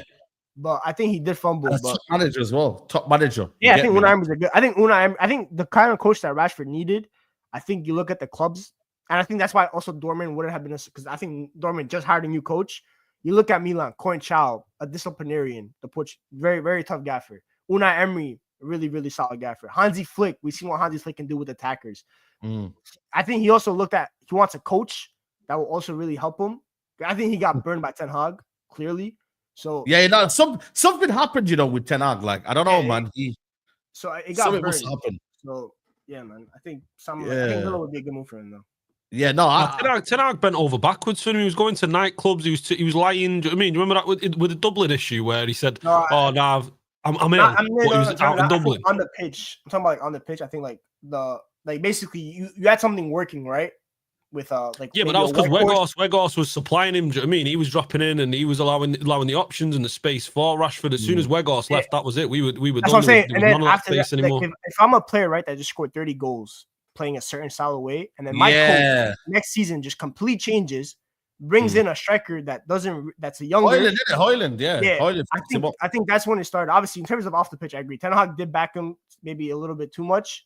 In terms of that, yeah, but I'm talking about on the pitch. I think there was definitely a disconnect between Rashford and Ten Hag on the pitch, as opposed to their first season, and then, No, you know what it was as well. You got to remember, I think the Ten Hag started to sub him now in games. Like this season, it started to sub him a lot, man. I've noticed, and he weren't really feeling it. You get me? And he obviously was obviously sulking in it. And obviously, the manager at that point was desperate, innit? The manager was like, yo, I need to bring on Garnacho. I need to bring on this player here. I need to just win games, man. You know what I mean? Like, man is to win games, bro. That's why, he ended up doing that. You know what I'm saying to you? He was desperate. He ended up playing Amad Diallo at one point. You know what I'm saying? Just to kind of get some wins under his belt. But ultimately, for us right now, he needs a good loan, though, man. Like, for us to get our money or at least get his, you're looking at 30-40 million now best, man, for Rashford at the minute. You know what I mean? Like, it's actually scary, bro. Like, that should have been a banker for United, bro, to get at least 60 million. That's it. Go and get 60 million out of him. It should have been a banker, bro. But now we're looking at 30-40 million. Nah, that's a joke, man. Even Garnacho's worth is probably more. And I know it's because of the wages. But just in general, he needs to be playing at a good level. Sorry? Garnacho's also 6 years younger. So yeah, but 6 years younger. But expect Rashford coming into his prime, innit? That's what you hope. Yeah, he's 27 years old. The thing is, 30-goal season and all that. You've seen the potential there in the past, though, haven't you, Griggs? Do you know what I mean? You know yourself. But in terms of I'm talking about age, you talk about Rashford in his prime, yes, in terms of the years, but Rashford's also played a lot of football since he was 18. Yeah, mileage in the legs. He has the age of a 27-year-old, but his body, it doesn't seem like it's the body of a 27-year-old. It seems like it's the body of a 32-year-old because he's lost that inch of pace. While Garnacho is still young, he's hungry. He obviously has all the energy in the world. So it's much more valuable. I worry about him going to Birmingham. You know, I think he's a little bit too close to home. I think that keeps his entourage a little bit too close to him. If you see him go abroad, he's not going to be able to take the men with him, is he? You know, if he goes to, well, he's not going to Barcelona now, but he's going. If he goes to a Turkey or he does go abroad, then he gets to focus a little bit more on his football. And you'd hope that, like what you were saying there, Griggs, that he'll up his price. You know, put in a few decent performances and you know, get a few clubs interested in him. But if he goes to Aston Villa, I feel like he'll just revert back to the same old. Because Unai Emery, he's not going to be happy with him not tracking back, not working out. Unai wants workers in his team. Do you know what I mean? They all track, they all move. So, and you just can't see that from Rashford, especially coming home after the night of the football. He's there, goes straight back to his entourage. Oh, you did fantastic. Oh, yeah, you should be played. Or, you know, just telling him the same stuff that they've been telling him while he's been at United. It's just, I feel a little bit too close for home for me. And I feel like we just get a bad deal for us because we're not going to get the money from the wages because Aston Villa, like I was saying, they're not going to pay us that. They're not going to pay Rashford the full amount or even close to the full amount.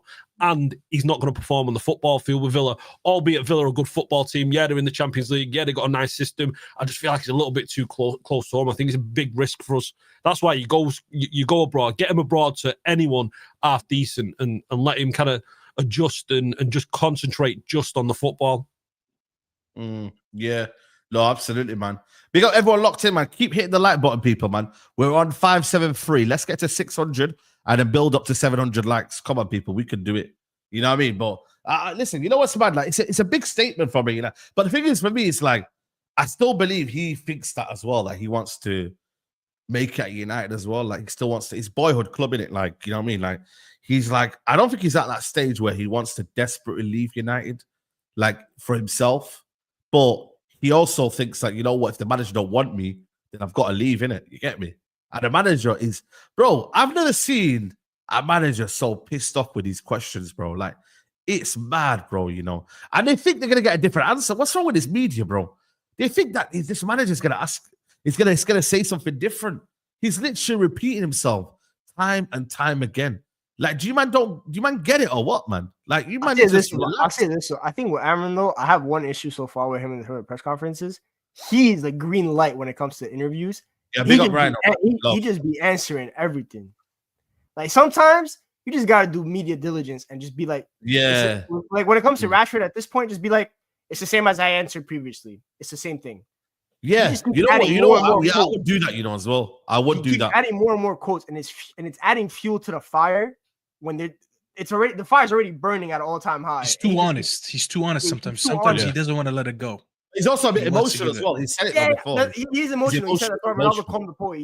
He said he wears his emotions on his sleeve. I get that, but no disrespect, it's not Sporting no anymore. You're at Manchester United. You're at the media capital when it comes to football clubs. Every reporter wants a quote out of you. Don't give him quotables.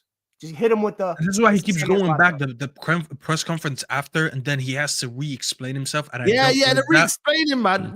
He's done it a couple times now. So it's like, you know, with the one with Rashford, they're like, obviously, as soon as he said that he'd rather put the goalkeeping coach on the bench, everyone right away tweeted that and said, "Oh shit, man!" Amorim said he'd rather put him than Rashford, and then he came the one after, and he was like, "I didn't say I'd rather put him over Rashford.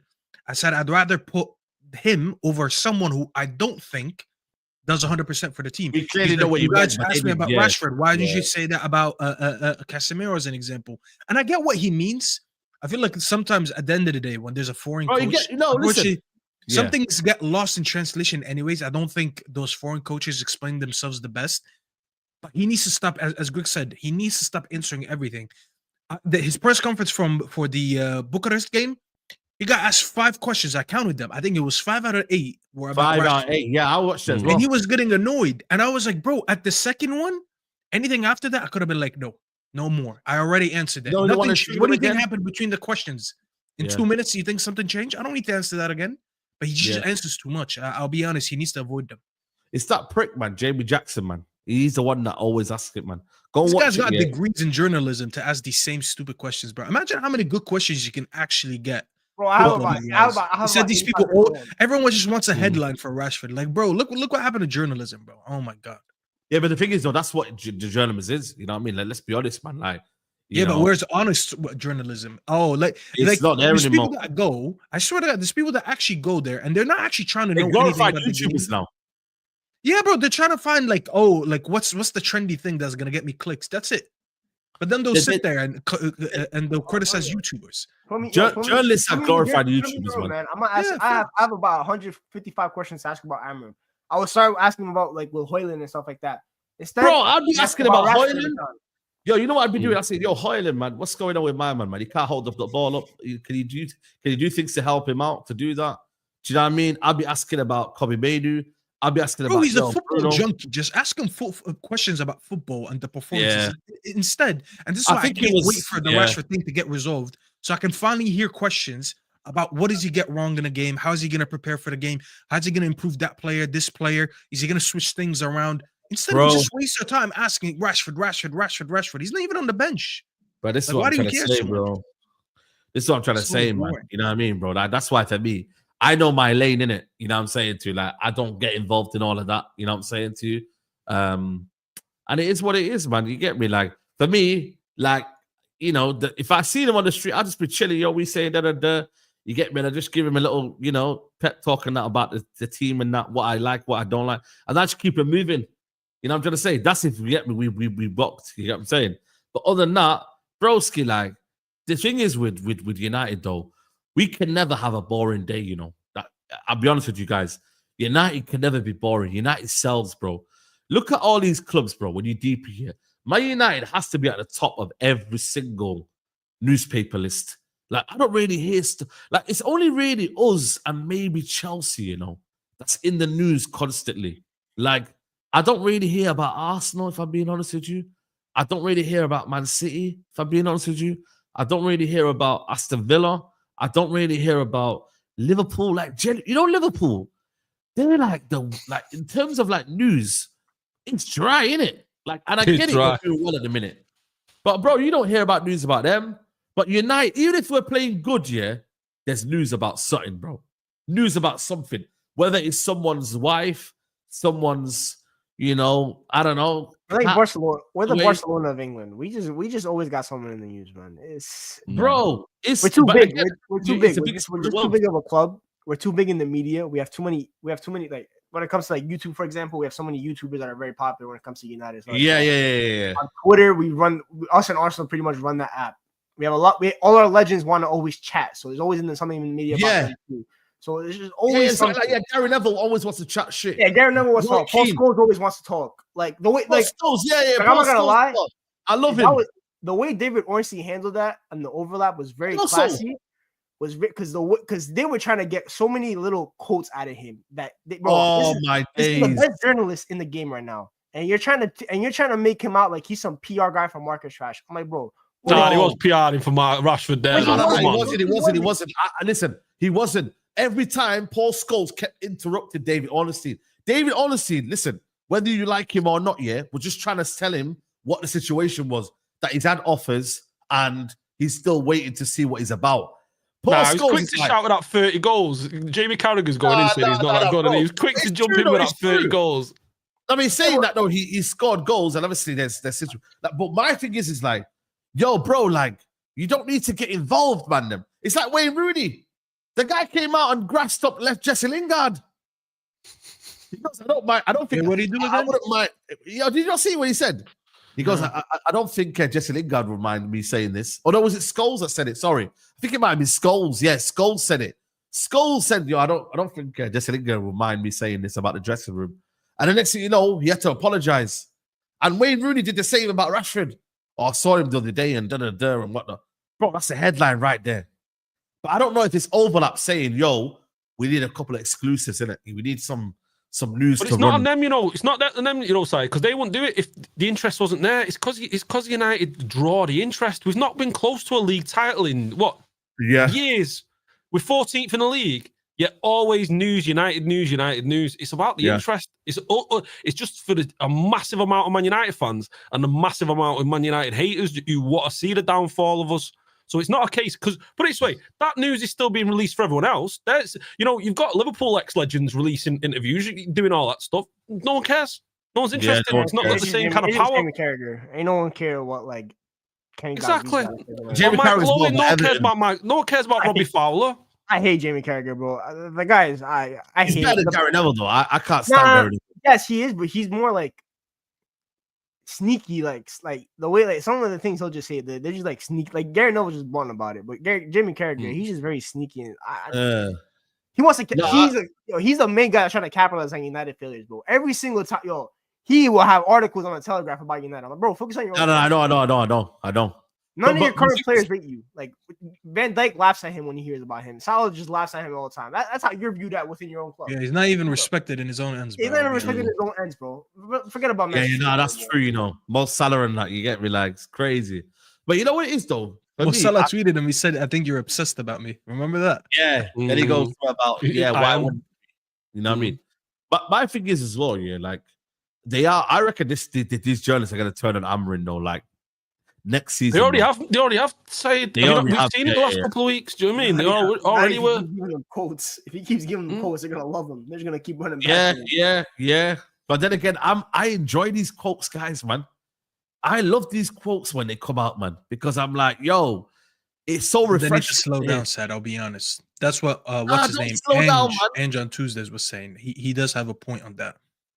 Like sometimes they just need to slow down because we don't need to hear everything, Said. I'll be honest with you. Like I admire his honesty. I admire the way he carries himself and the way he thinks. And I already think very high of him. You know, he's not someone who's scared to say what's on his mind. But sometimes it is too much. Sometimes he needs to. Because I'll be honest, bro. It's like when we sit here on YouTube. Imagine if me and like Griggs or me and Ash just keep going at it for a whole hour about an opinion, and we just don't stop. We don't know when to stop. It's just gonna keep on going, and that's what Amorim does. I feel like sometimes you just need to let it go. You don't need to explain yourself on everything. Just give a brief explanation and don't bite, because I feel like they take advantage of his honesty. They're like, you know what? He's an honest manager. He's gonna give us headlines. Let's keep pressing him. And some of the question is rage bait. To be honest, like it is rage bait. Go ahead, Ash. Sorry. It's hook, line, and sinker.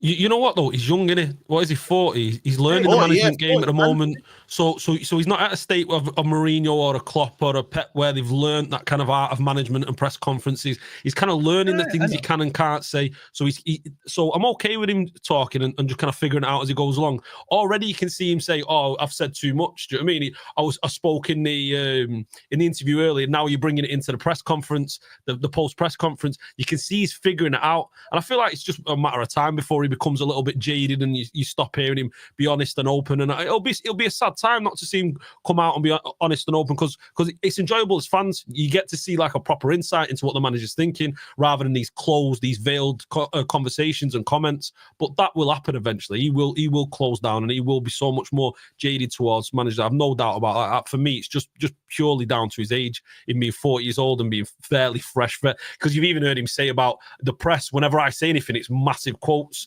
Like he like what Griggs was saying, he didn't have that over in Sporting. Like he's just not prepared for what the Premier League and the image, the eye on Man United brings. But he's slowly figuring that out, and I feel like next season after, you'll get a completely different manager in interviews.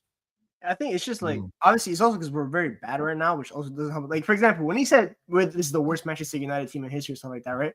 Yeah, we know about it. Like yeah, it's good for us to hear. We know, but like for example, when you give someone quotes like that, the media is gonna run with it. And it's just gonna keep and you're not winning games, so it automatically increases pressure that doesn't need to get increased. And like, yeah, I like my manager being honest and stuff like that, but sometimes, bro, I don't gotta hear anything. Just be honest with your players. Make sure they're the message that you want to relate to their fans. Also, just relate to the players. He's a good communicator, though. So it's like he's obviously a great communicator, and obviously he's very emotional. But the thing is, being too emotional can sometimes be a positive, but it can also always be a negative. And we're seeing the negative side of being too emotional, like the breaking the TV and stuff like that. That just doing that allowed. I want to see that in real life, like how that happened, man. Like I understand why he broke the TV. I wanted to break my TV. What broke the TV though? That's why I don't know. What broke the TV? Was it a boot? Was it a bottle? Was it him? Did he punch? Was it a kick? Do you know what I mean? What's he using? What's his method? Because we've seen the hairdryer, we've seen the boot at Beckham and all that. Do you know what I mean? So what's Amorim's thing? That's the we always have something that happens in our locker room. You got the Beckham incident, you got the pizza incident, and now you get this. There's always something that happens at United. It's like a WWE promo going on over there. I understand why he broke the TV. I wanted to break my TV too. I get it. but we just don't gotta know about it. Mustafi knows what to break his chair, man. You know what I'm saying? So everyone's going to do something. Well, I didn't try to break it. I just fell off it. Yeah, like, bro, it's crazy, man. Like, man said he threw Hoyland in TV. That's wild, man. You know what I mean? Like, bro, like Hoyland wrestling. He probably missed it. Anyway, wrestling, you know. Bro, Hoyland would miss the TV. I swear down, bro, man. Like, every time when someone talks to me about Hoyland, man, I get sad, man, because I'm just like, I'm still laughing at Manu scoring a goal and Hoyland wrestling on the ground. Bro, wait, hold on. Let me put it up the screen. And again, I swear to God, bro. Manu scored yesterday as the ball was going into the net. But look where Hoyland is. Look at my screen. Days, man. That's crazy, man. Look. Bro, that's crazy, man. Nah, this is mad. Look. This is crazy, man. Bro, how are you on the floor like that? Like, what is wrong with you? Like, at this point, I feel bad for him. I'm not gonna lie. I generally feel bad for him. I'm like, bro. Chris Falcon hype, man. Christian Falk hype, man. Give it up, man. Yeah, give it up. See what the lecture manager said about Dorgu going to Man United. What did he say? Oh, he says it's true. Patrick Dorgu will be flying to Manchester on Saturday. He's a fantastic player and guy. He always did his best for us. I didn't play him tonight, as his man could already be there at Old Trafford. On MUFC MPB. Okay. Yeah, we're getting him. That apparently that guy Christian Falk saying the move to Man United appeals to Tel. There's still no agreement. That's it. United did not offer as much transfer fee. Yeah, cool. We know that, man. That's just regurgitated shit, isn't it? Sick up there. You know what I mean? You know what I'm saying? Like, bro, like, man, man used to say true, not true. Like, brother, who are you, man, to say not true, man? Do you get me? You know why he pisses me off? He told us that Coleman was an agreed deal. Remember that summer? Was it summer 2022? Who said that? Oh, Kingsley Coleman. This journalist. He told us that we're signing Coleman. It was 2022. Was it 2022? Man said, yo, we've agreed to sign Coleman. And I was like, at that time, thinking, that's a random transfer, you know. And then obviously, you know what I mean, man goes true. And then he goes, not true. I said, brother, bond this, man. You know what I mean, bro? You know what I'm saying, bro? It's like, you know who's the worst? That Pletty guy. I don't like that Pletty guy. I think that Pletty guy, bro. Listen, waffles, you know what it is for me? What I find that's weird is that they're all obsessed here with getting the first news out and obviously everyone's trying to catch the headline, yeah. Yeah, everyone's trying to catch a headline, bro. What happens is, yeah, so now you've got Fabrizio Romano, who's all about volume. He's like Bruno Fernandes. Let's compare the footballers of journalism, yeah. So I compare Bruno to Fabrizio Romano. So he's about, volume, getting that GA, you know what I mean? Some of them might not be, great. Some of them will be a kind of exploring, but then he's still getting that, that GA. Then you got David Ornstein, you know what I mean? I thought he was a Messi of the whole situation. Then I realized, nah, he ain't Messi, bro. You know what I'm saying? I can't lie, bro. I thought he was a Messi, man. Them 3 years ago, I thought David Ornstein was a Messi of this whole shit, but he ain't no Messi, man. I think he's a Mbappe, I think he's Mbappe. Like, it looks good, but you know what I mean? The fall off's a little bit kind of mad. You feel me? Even though Mbappe's style doing his thing now in Real Madrid, but he's like the Mbappe. He thinks he's Messi, but he ain't Messi anymore. You know what I mean? And then you got this guy here. Pletty goal is Anthony. Sorry? Someone said Pletty goal is Anthony. Pletty goes Anthony. Nah, Pletty goes like, oh man. Bro, Pletty today tweeted it. I don't know why I was up at like 5 a.m. or 4 a.m. And right before I just go back to bed, I just see him tweeting the eye emojis. You know what? You know when Fabrizio does that? I just couldn't let it slide, bro. And I just had to tell him to give it up. Like, that was the last tweet I made. I told him to give it up, and then I went to bed. And then I woke up to people telling me, "Oh, but you were hoping it's true, bro." I don't believe anything this brother says. If he says we're getting a player, I know he's not coming. Like, give it up, bro. You're not Fabrizio, bro. Santi J, brother. Santi J, bro. Dallo, Santi J, brother. I don't know what I want for him, bro. You know who's the worst one? Remember that guy in Spain that tweeted about De Jong going to Man United? Romero. Yeah, no. That's the That worst. is that guy. If Gerard I see him, Romero. bro, That's the worst I and the funniest journalist of all time. Where is he now? now? For like 20 years, bro. Is he on Nice Twitch one. still? Yeah, bro. He's the funniest. He's the funniest journalist ever. This guy Man was said he's tweeting. hot. This guy was That talking killed about me. boardroom meetings and about the lunch being ordered there, like the tapas and everything. Bro, I'm like, bro, like, How get many there, bro. videos of De Jong did I actually do? Let me just type in De Jong Saeed Those were TV. horrible days, bro. Oh my Oh god, my I don't miss God. those days. Brother, I had to go and speak to one of my Spanish dons, bro. Bro, the Get me. saga started like in April when I was still in college, and they did it, and it lasted 4 months. This guy tweeted Bro, 9 11 times. months ago, we're still talking about De Jong, you know. Look at this, guys. Oh, no. Thank God. Look at De Jong here. Me, Staffy, Minna. You know what I'm saying to you? Wait, what day was that? Say, go back. Oh, I remember that. I remember that's the day that me and Staffy said Maine was better than the Young when we were Oh yeah, I remember that. Because I didn't say this he's is better. I said he's a 9 better February. talent than De Jong. 2024. he's better anyway, so it don't Look at matter. this 2 years ago, No, man. I'm like, basically, I was saying like 27. Yeah, I think Maine. Bro, look at this one. Better than this guy. Bro, Barcelona demand 100 million euros. Remember there was this is crazy, man. You know what I mean? Barcelona president, no intention of selling De Jong. Can we afford to keep an unhappy Ronaldo? Bloody hell. Chelsea hijacked De Jong deal. Were Chelsea involved in that? So Saeed Yeah, kind of about they 3 were. haircuts. There was a little moment, yeah, where it was looking like he could have gone to Chelsea. Look, I was telling the Barcelona fan, yo, give him his money, man. Let him go. That's how bad United were, bro. We were twerking for the Young. The guy, Bro, oh my should God. United I give up never on the De wanted Jong that deal? guy, I'm Look not gonna elsewhere. Never I wanted never him. wanted that guy. I was, Never you know, I was starving for a midfielder. We had Oh, just lost shit. Pogba. I was crying. We That guy was scared negotiated of the rain. 100 days. Did we negotiate 100 days for De Jong? Probably. Nah, that's mad, you know. It started in crazy. April. Like the moment Ten Hag got hired, it started. Yeah.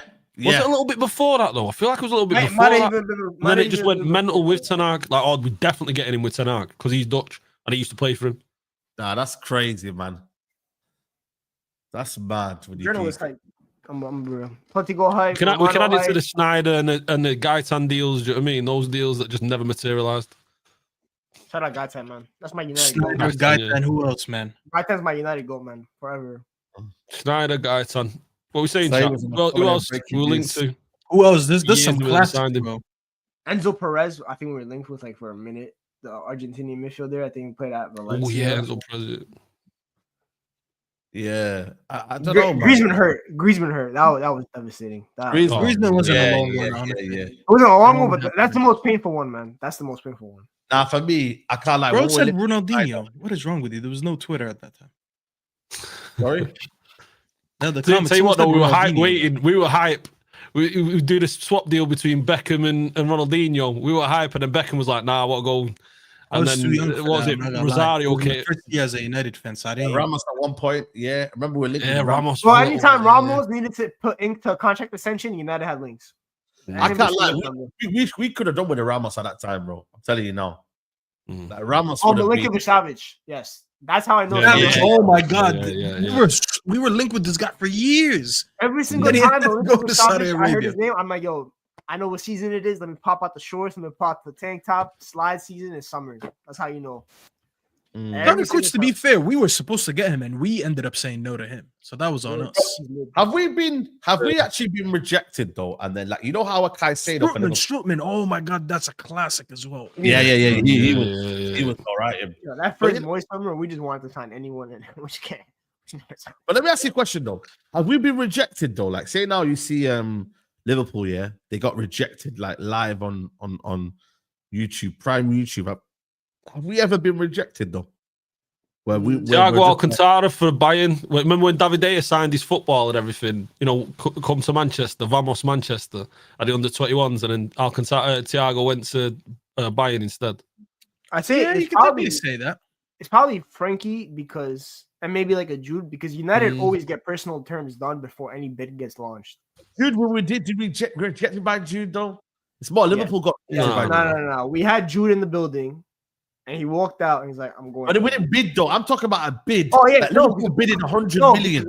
because we don't bid without agreeing personal terms. But We that's what I'm always saying though. You see what I Yeah, mean? man? Benzema's a good chat. Benzema, we were close to Benzema, and then we got close rejected. to Remember Sir Benzema. Alex Ferguson handing him a shirt, in a tunnel when we played against Leon, and then he ends up Varane, going same with was done Varane. too. Varane originally, when he was from Lens, was done, and then Zidane had to pull up and put a word on him, and then it was clear. John Obi Mikel's not a bad shot. Oh, Mikel, yeah, John Obi Mikel. And he had his shirt on and everything. He actually played us. He actually played us. Someone said that's when Fergie stopped going to Africa to buy players. Oh, you know what? Going way back. Robin, remember Robin and Damien Duff when Peter Kenyon went to Chelsea. When Peter Kenyon, our chairman, he took our transfer list to Chelsea. So it was Damien Duff, Robin, Sen, Michael Ballack. Like we were about to sign a few of them, and they all went to Chelsea instead. We were close to Sen and Ballack. Sen and Ballack at United. Whew. Sorry, we signed Michael Carrick, so you know what? Yeah, it worked out well for us because we would have never had that midfield. Yeah, Hazard didn't reject us. Hazard did a mini Nemo. It's Chelsea. If Drogba did not exist, Hazard would have never been a Chelsea player. Because Drogba scoring in the Champions League final and winning them a Champions League is literally what got them Hazard. That's why he went there. Yeah, they finished sixth in. I think they finished sixth in the league or fifth in the league, and they weren't going to be in Champions League until they finished sixth. Yeah, they finished sixth, and Hazard was going to join a Champions League club, which probably would have been United. But no, Drogba had to go Super Saiyan and win them a Super Champions League, and then they got Hazard. And we ended up getting Kago instead. For the old boys, I got two way back. Shearer obviously to Newcastle. Shearer, yeah. Shearer, and then Gaza, Spurs bought him an house, which stopped him going from us. Like the deal was done. He was speaking to Alex Ferguson, and then Spurs were like, "Listen, I'll buy your mum a house if you sign for Spurs." And then he signed for Spurs instead of us, and we would have had Paul Gascoigne. One thing that I do believe though is that this summer we will see more players just randomly wanting to leave. Like, you know what I mean? Like I can see. I'm going to predict something. Yeah, I'm going to say Enzo Fernandez is going to leave Chelsea this summer. Ooh. Yeah, I'm going to predict that. No, like Chelsea. I don't see players leaving Chelsea because they're on lifetime 360 deals. They're on death row contracts over there. Yeah, I can see Enzo leaving this summer. Maybe a Real Madrid coming for him or something like that. I can see Tchouaméni leaving this summer. I can see who else can I see leaving this summer? I'm giving up on the market. The moment today I found out Brighton rejected a 90 mil bid from Matoma. The fact that Brighton rejected a 90 mil bid from Matoma, I don't have any sense of info for this market no more. But City, De Bruyne is going from City, and De Bruyne is Nunes leaves. Yep. I think City signs. I think City end up with one of Musiala or Verts, and it's a wrap for us, bro. If they get Verts, it's a wrap. I'm okay with Musiala because I feel like for me, but we don't. I'm not okay with that. No, I'm okay. You know why? Because I think Verts is tailor-made for this Premier League in terms of efficiency. His goals, he's more efficient than Musiala. Like he is tailor-made for this league, bro. If they get Verts, they go on a different level, mate. Different level. But obviously, Musiala is a wonderful, wonderful player. You get what I'm trying to say? But yeah, real talk. I look at City. If City bust case, which is probably gonna happen, I think they're. When is it? They didn't say January or something. When did they say? No, they're getting ready to dominate the league. That's why I gotta give Liverpool credit. They're the only club in the past decade that's Liverpool gonna do a madness, you know. That stepped up when City had their down years. Liverpool's the only one that's ever stepped up and only one that steps up, man. Everyone else never because City. Look at City. They got Marmoush now. Is it stepped up or are they just always there? Liverpool, aren't they? They've always just been there or thereabouts. No, but I'm trying to say, for example, City were bad last year, right? But Arsenal never capitalized. Yeah. This year, obviously, was a lot worse because of Rodri injury and stuff like that. But remember, after City did the double in 18-19, and then they had a lot of fatigue, Liverpool they persisted. They got the 98 points and stuff like that. They always put foot to neck. Maybe it's their heritage and stuff like that. But I look at City. They got Oscar Bob coming back now. They got Marmoush through the door. Savio looks like he's developing. Holland's there for the next decade. They still got Phil Foden. They're getting fresh center backs to kind of replenish. It's all about who they replace De Bruyne with. Because if they get a Florian Wirtz after De Bruyne leaves, it's a wrap for everyone. It's easy, bro. Yeah. You know what? Yeah, Liverpool. I don't know. I think Liverpool gonna do a madness in the summer. They saved their money. Imagine being title, winners, and then later on, spending money, bro. That's ridiculous. Because normally it's the other way around. It's you don't win the title. Depends on Salah, bro. If Salah leaves, it don't matter. Yeah, Salah leaves. That's a big drop. Yeah, but don't replace him, man. You can't replace. That's the difference between Liverpool and City. Yeah. That's the difference between Liverpool and City. I don't think Liverpool can replace their all-timers. Like Van Dijk and Salah, I don't think they can replace Salah and Van Dijk. Trent can get replaced. Trent's a right back, so he can get replaced. Like no disrespect to right back, but it's a position you could always fix. Yeah. Center back, having one of the most dominant center backs in the past decade, and then you have one of the greatest players in Premier League history, Mohamed Salah. You can't replace that, especially when they're the most influential players on that team by far. Like it's night and day. With City, I've seen City win a league title without De Bruyne. So when he leaves, I know they'll be fine. And of course, they still have Pep. So it's different, man. Yeah, no, I think for me, with United, bro, I don't know, man. I still think top 6 next season for United. 2028, that's vision. Murata said it himself, 2028, that's when we dream again. Until then, I don't dream. Bro, I just, for me, it's like, I don't know, man. It's about consistency, man. Them like, I feel like for me, if I expect little from this My United team, maybe they might surprise us, innit? But the problem top 6 is a tough ask though, because there's a lot of improving teams that wouldn't decide. Yeah, there is. I'm gonna say top 6 next year because for me, even if we sign the players that we get here, I still think for me, I'm not doing this whole third and that, bro. Like, man's not getting too gassed now. You get me? Like, I've learned my lesson, man. Them like the more you put pressure on this team, the more they fold. So you know what I mean? That is true, though. The more you put pressure on this team, the more they fold. But I look at it if we have a good summer, like obviously, I think City, Arsenal, Liverpool, no matter what, are going to be ahead of us. The young team, man. I look at someone like Newcastle, right? If Newcastle get a right winger, then they're gonna have a front three. Anthony Gordon, Isak. Apparently, they might look at Mbomo. Imagine Newcastle getting Mbomo. They already got a solid Mbomo or Semenyo. Do you know what I mean? That's a beast team. They're better than us because they have a better midfield than us with Tonali, Jolin, and Bruno G. Their front three is gonna be miles ahead of ours with that. They need to maybe get better centre backs and maybe they need a couple better centre backs, but they have a good coach as well. So I'm looking at bro. There's so many tough teams like Villa, like the Chelsea. I'm not gonna lie. I look at Chelsea. I think Chelsea's catchable. I don't rate them. Like first of all, I don't think Maresca is that good. First of all, I don't think Maresca is that type of coach. I generally don't. I think he's very stubborn. He looks like he's kind of a one trick pony. He hasn't really adjusted tactics. I look at their team. Their strength. They have strengths in certain areas. Like you have Cole Palmer who will always be there, but their attack outside of Cole Palmer is what. Nico Jackson can't find the back of the net. Sancho's inconsistent. Yeah. The right winger is Madueke gets hated by the fan base half the week. Like they don't really have, but they have money though. They're gonna spend it. So like obviously they'll spend it, man. How much longer can they continue to spend though? How many more players are you gonna amass? And listen, guys, they're gonna last for a while because they keep flipping players. Yeah, they're always gonna have money, but it's also about their model is very sustainable. But it's also about the quality they sign. Like Chelsea, for example, spent like 250 mil this summer. None of their signings are good. Dewsbury Hall is an NPC. Joao Felix is about to get shipped to AC Milan. Sancho, you know what I think they're doing, Griggs? They're making a lot of data signings rather than signings that they need. So they look at the data. There's an upcoming player, good price. They go get him. Even when they don't use him, they end up flipping him for profit. And it is a sustainable model in terms of business. But eventually, when are you going to start squad building to win something rather than just signing, oh, this player is good. Maybe we don't need him. We don't need backing in that position, but he's at a good price. The data says he's good. Let's get him. Oh, he's not good for 2 years. Fuck it. Let's just sell him. When are you going to stop doing that? That's the one thing about it. So they'll always be there in terms of spending. I'll be honest with you. Like their model is very sustainable. But in terms of building a team that wins, I don't know when they'll flick the switch like that.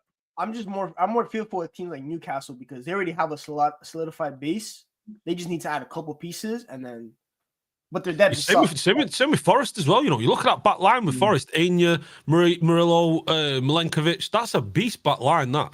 Do you know what I mean? They just need a midfielder or two. The attack's decent as well. That's a solid team. I think Forest are the biggest beneficiaries in terms of the league being bad, the big teams being bad. I look at someone like Newcastle, for example. Newcastle are going to be here for years to come. I look at even someone like Bournemouth if they keep their coach because I think he's that good of a coach, Iraola. I think they have something. I think with Forest, I think once the bigger teams maybe get a little bit better and more consistent, I think they're the biggest beneficiary because their football. No disrespect, I like their style of football. It's very direct and stuff like that. But you've seen it when they go up against teams that play similar to them, they get whooped. Newcastle and Bournemouth put foot to ass on them. Bro, they very similar. The thing is with me, it's just I'm just worried about Nottingham Forest is spending, man. Them. That's what I'm saying, Saeed. Do you know what I mean? They're spending and they're going to keep spending. Do you know what I mean? They got a decent money. They're going to spend. Uncle, bro. He's spending well. There. Yeah, your uncle is top, man. Hey, man, yo, look at him. You got a team in the top in the Premier League. Olympiacos finished top 8 in the Europa League. Yo, life's good for him right now. Did they? Of course, we finished 7th. We conceded 3 goals the whole group stages. Bro, this is super. What? Team, man. Akabi, my Moroccan goat, my striker. United could do with him. It's a goal. Can we play you lot? I want to beat you lot. Nah, I should be no. Because they finished top 8. Griggs Said asked Griggs who's he gonna cheer for. Who scored that day? Olympiacos. Olympiacos. Yeah, bro. Of course. He's a Griggs guy, bro. I'm tried to sell me a story. Oh, my dad took me to my first Olympiacos game when I was 3 or whatever, bro. I don't care about that. I don't care. Nah, I respect. I've seen United win in Europe, like big games before and stuff like that. Olympiacos, like if it's a Europa League final, imagine them winning Europa League, bro. That's special. Yeah. I cried over Conference League. Imagine what I'm gonna do over Europa League. What would you do? Wait, hold on. What would you do if United are outside the top 6 and it's a Europa League final? Now United need to win to get European football next week, let alone Champions League football, and we're in the final against Olympiacos. Absolutely. And Olympiacos, let's say Olympiacos won the league, so you already won the league. So even if you lose that, you're okay. But United are not in Europe next year, and now they're in the final. I go on. Yo, I think I could be allowed in Greece if I root for United in that game. I'm not gonna be allowed in my own country, yo. This is when you plead the fifth. I'll be honest. I have to do Olympiacos. It wouldn't mean too much to my country. That's for Greek football, bro. That's your hype, bro. I forgot Staffy's club over country. I'm different. I'm country over club, bro. That's how it goes, man. For Greek football, bro. Whatever. Man. Who would I rather win the first Champions League, United or Olympiacos? All right, so when we keep holding next year because we got no funds, just remember this on you. I don't want to hear you. I'll be singing Champions League football with Olympiacos and Okabi at my striker, bro. Look at this guy. No matter what. This guy's gonna look for Olympiacos YouTubers. He's gonna dump Saeed TV and he's gonna be like on whatever. Oh, Safi doesn't. You're gonna look for the Greek version of Saeed. Safi's not even trying to see United in Europe next year. Who's your Egyptian team? Who's your Egyptian team, by the way? Stuffy. Me? I don't really have a team. I when I grew up, I took my dad's team, but it wasn't really my choice. So it's like they have a derby, man. They have a proper derby over there. Yeah. So there's 2 teams. There's Al Ahly and there's Zamalek. My dad was a Zamalek fan. Oh, to be fair, that was the first game I ever went to. I went to a game when I was like 5. Yeah. So that was my first football experience. But United was the team that I picked. Like it was different because that's the only team I picked for myself. You know, like no one picked it. United picked you. Not you. United really picked me. Like when you hear my story, my story of picking United was so stupid, and it wasn't even famous at the time to pick Premier League teams. Everyone at the time was picking Barcelona and Madrid. They were very, very big in yeah.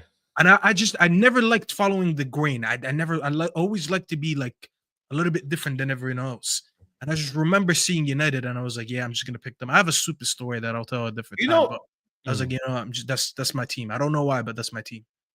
But most Arabs, though, not being stereotypical yet, but most Arabs are Real Madrid or Barcelona fans. Yeah, that's what I'm saying. It was so funny. Said when there used to be El Clasico, like the streets would shut down. You'd think that the El Clasico was played in Egypt. Yeah. And they would just be like, I swear, they'd be all over the hookah lounges because shisha lounges over there is everywhere.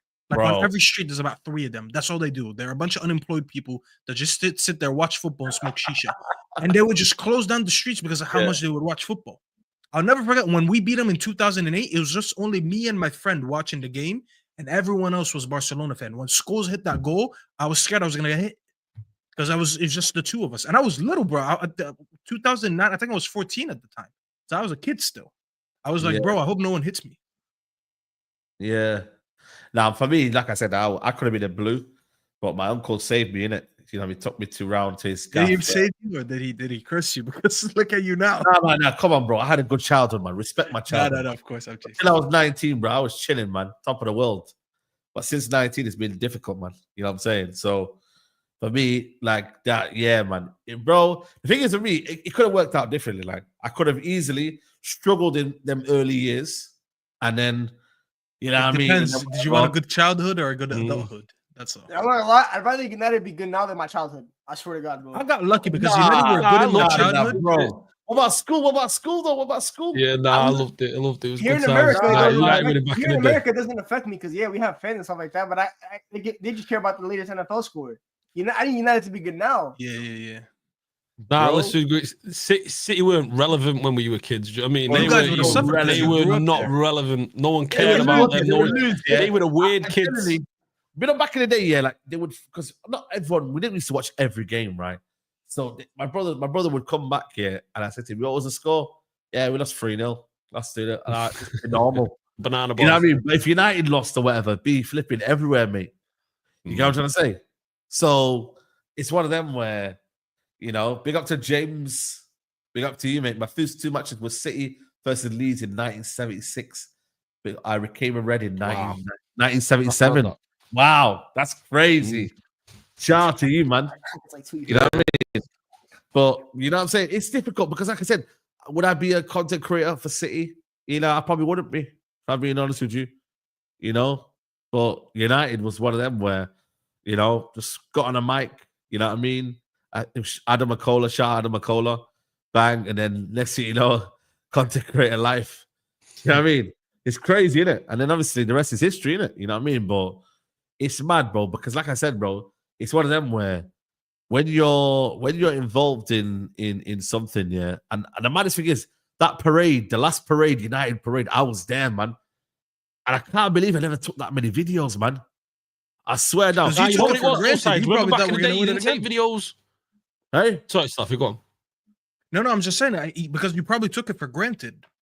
Yeah, No, no, it wasn't that stuff. It. No, you know what it was? There's a weird culture back in the day. You don't Weird take culture. pictures in Manchester. You just don't take. No. Nobody's taking. Like, you'd never go to a game. I've had a season ticket for 8 decades. Do you know what I mean? Taking a picture. Nah, you don't do that. That's embarrassing. Do you know what I mean? It was never done until things started to change with the internet and all that and selfies. And then all of a sudden, it was like, 'cause I'd have loved to have so much footage and videos and pictures of like the mid-90s, early 90s.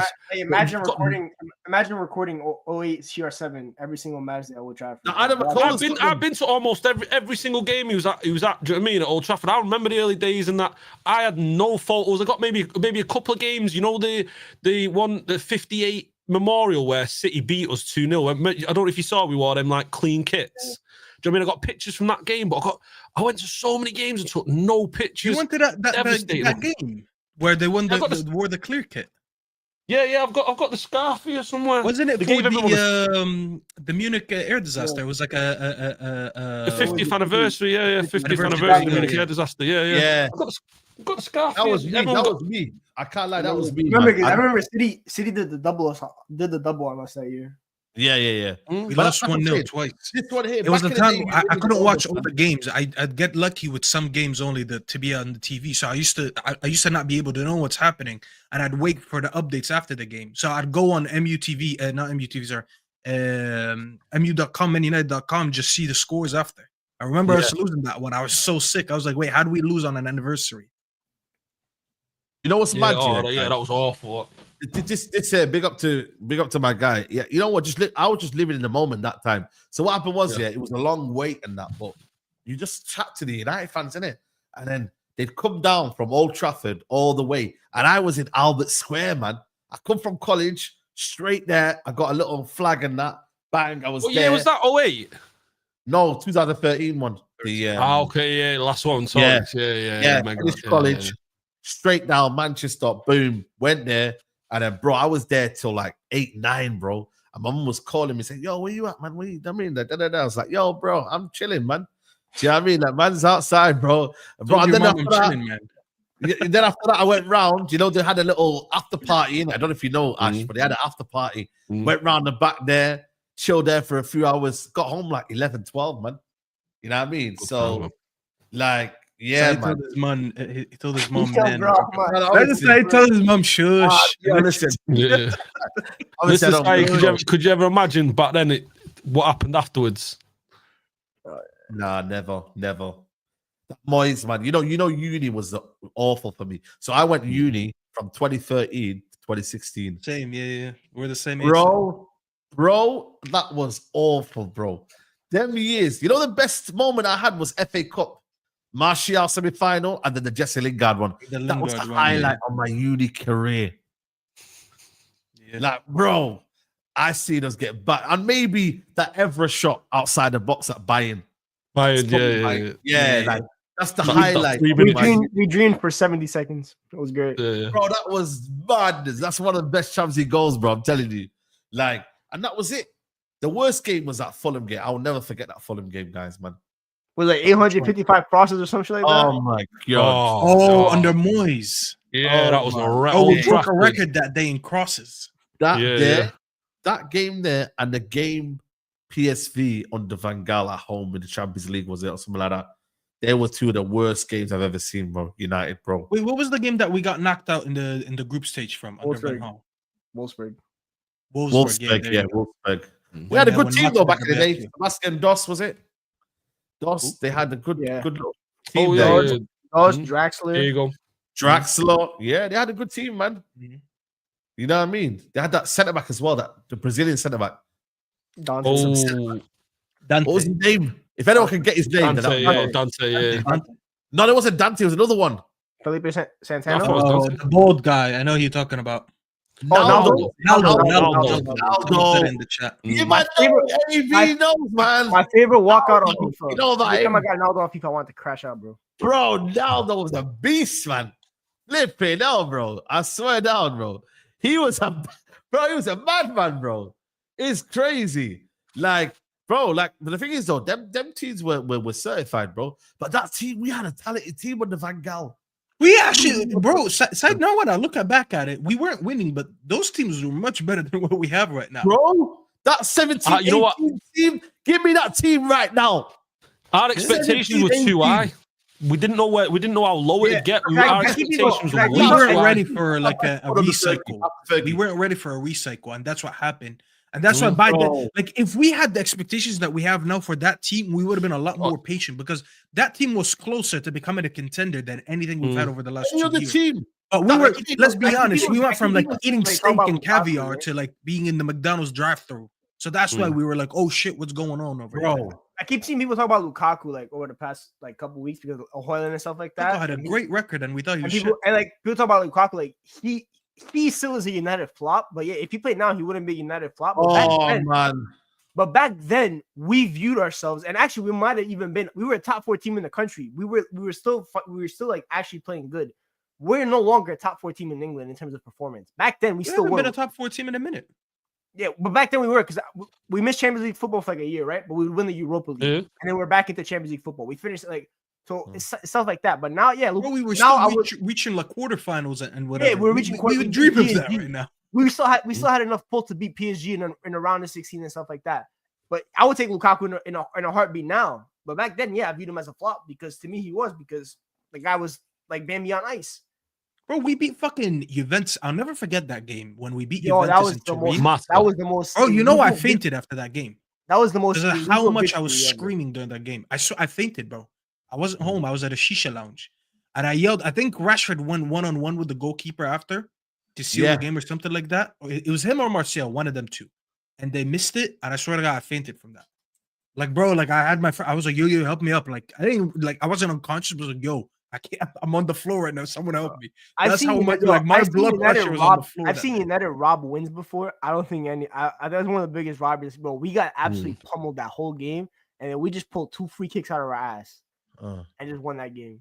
I don't. All right, just for you telling me to give up the shisha, wallah, I'm gonna go make one now. How about that? You know what Lukaku, yeah, it's one of them where I think like we gave him too much responsibility, and I feel like for me that came down to the system as well. But like we didn't do enough, especially second season. He fell off, yeah. But I just felt like for me, we kept giving him more responsibility, and that just didn't play into his hand, bro. You know what I mean? And we kept asking him to drop a little bit deeper and play. Yeah, he didn't have the touch, did he? Do you know what I mean? We just had to leave him in the box, get him service. I think Ole's the only one that profiled him, right? Ole had him playing like off the right, and he was like cutting. Yeah, off the right, yeah. He was playing as like a last man, and that was the best profiling he had. And he was a gunman. We put on a bit of weight as well toward the end. He gained a lot of weight in the second year, and he became so immobile, and I didn't like that. Yeah. But to be fair, you nailed it on the head. He started playing a style that he didn't play before. He started dropping a little bit deeper and getting a little bit more involved. And we should have never done that because when you think about it, we had enough firepower around him, and we had enough creators around him where we could have just had him doing an advanced striker shift, where it's like you get the ball, roll your defender, or just make runs in behind and just play in the box. And you know what it is, Staffy? It's a problem we've had for the last. It's a problem we've had for the last 10 years. It's the defenders, because we had, the defense was poor back then. They were never confident to step up, which then steps up the midfield. Do you know what I mean? Which then gets the team moving up. Instead, there was so much separation from the back line to the front line, which created so many spaces in the middle, which then Lukaku felt like he had to drop back. It happens so often, and it still happens with us now. I keep saying this, bro, and this is why I always say, yeah, that as well. Martial more than Martial failed us. People don't want to listen to that. Bro. Taking his shit off him and all people wonder why. We signed Mahrez and went and got Sanchez instead. And people wonder why I wish the worst upon Jose Mourinho. Look at what that guy did to me, bro.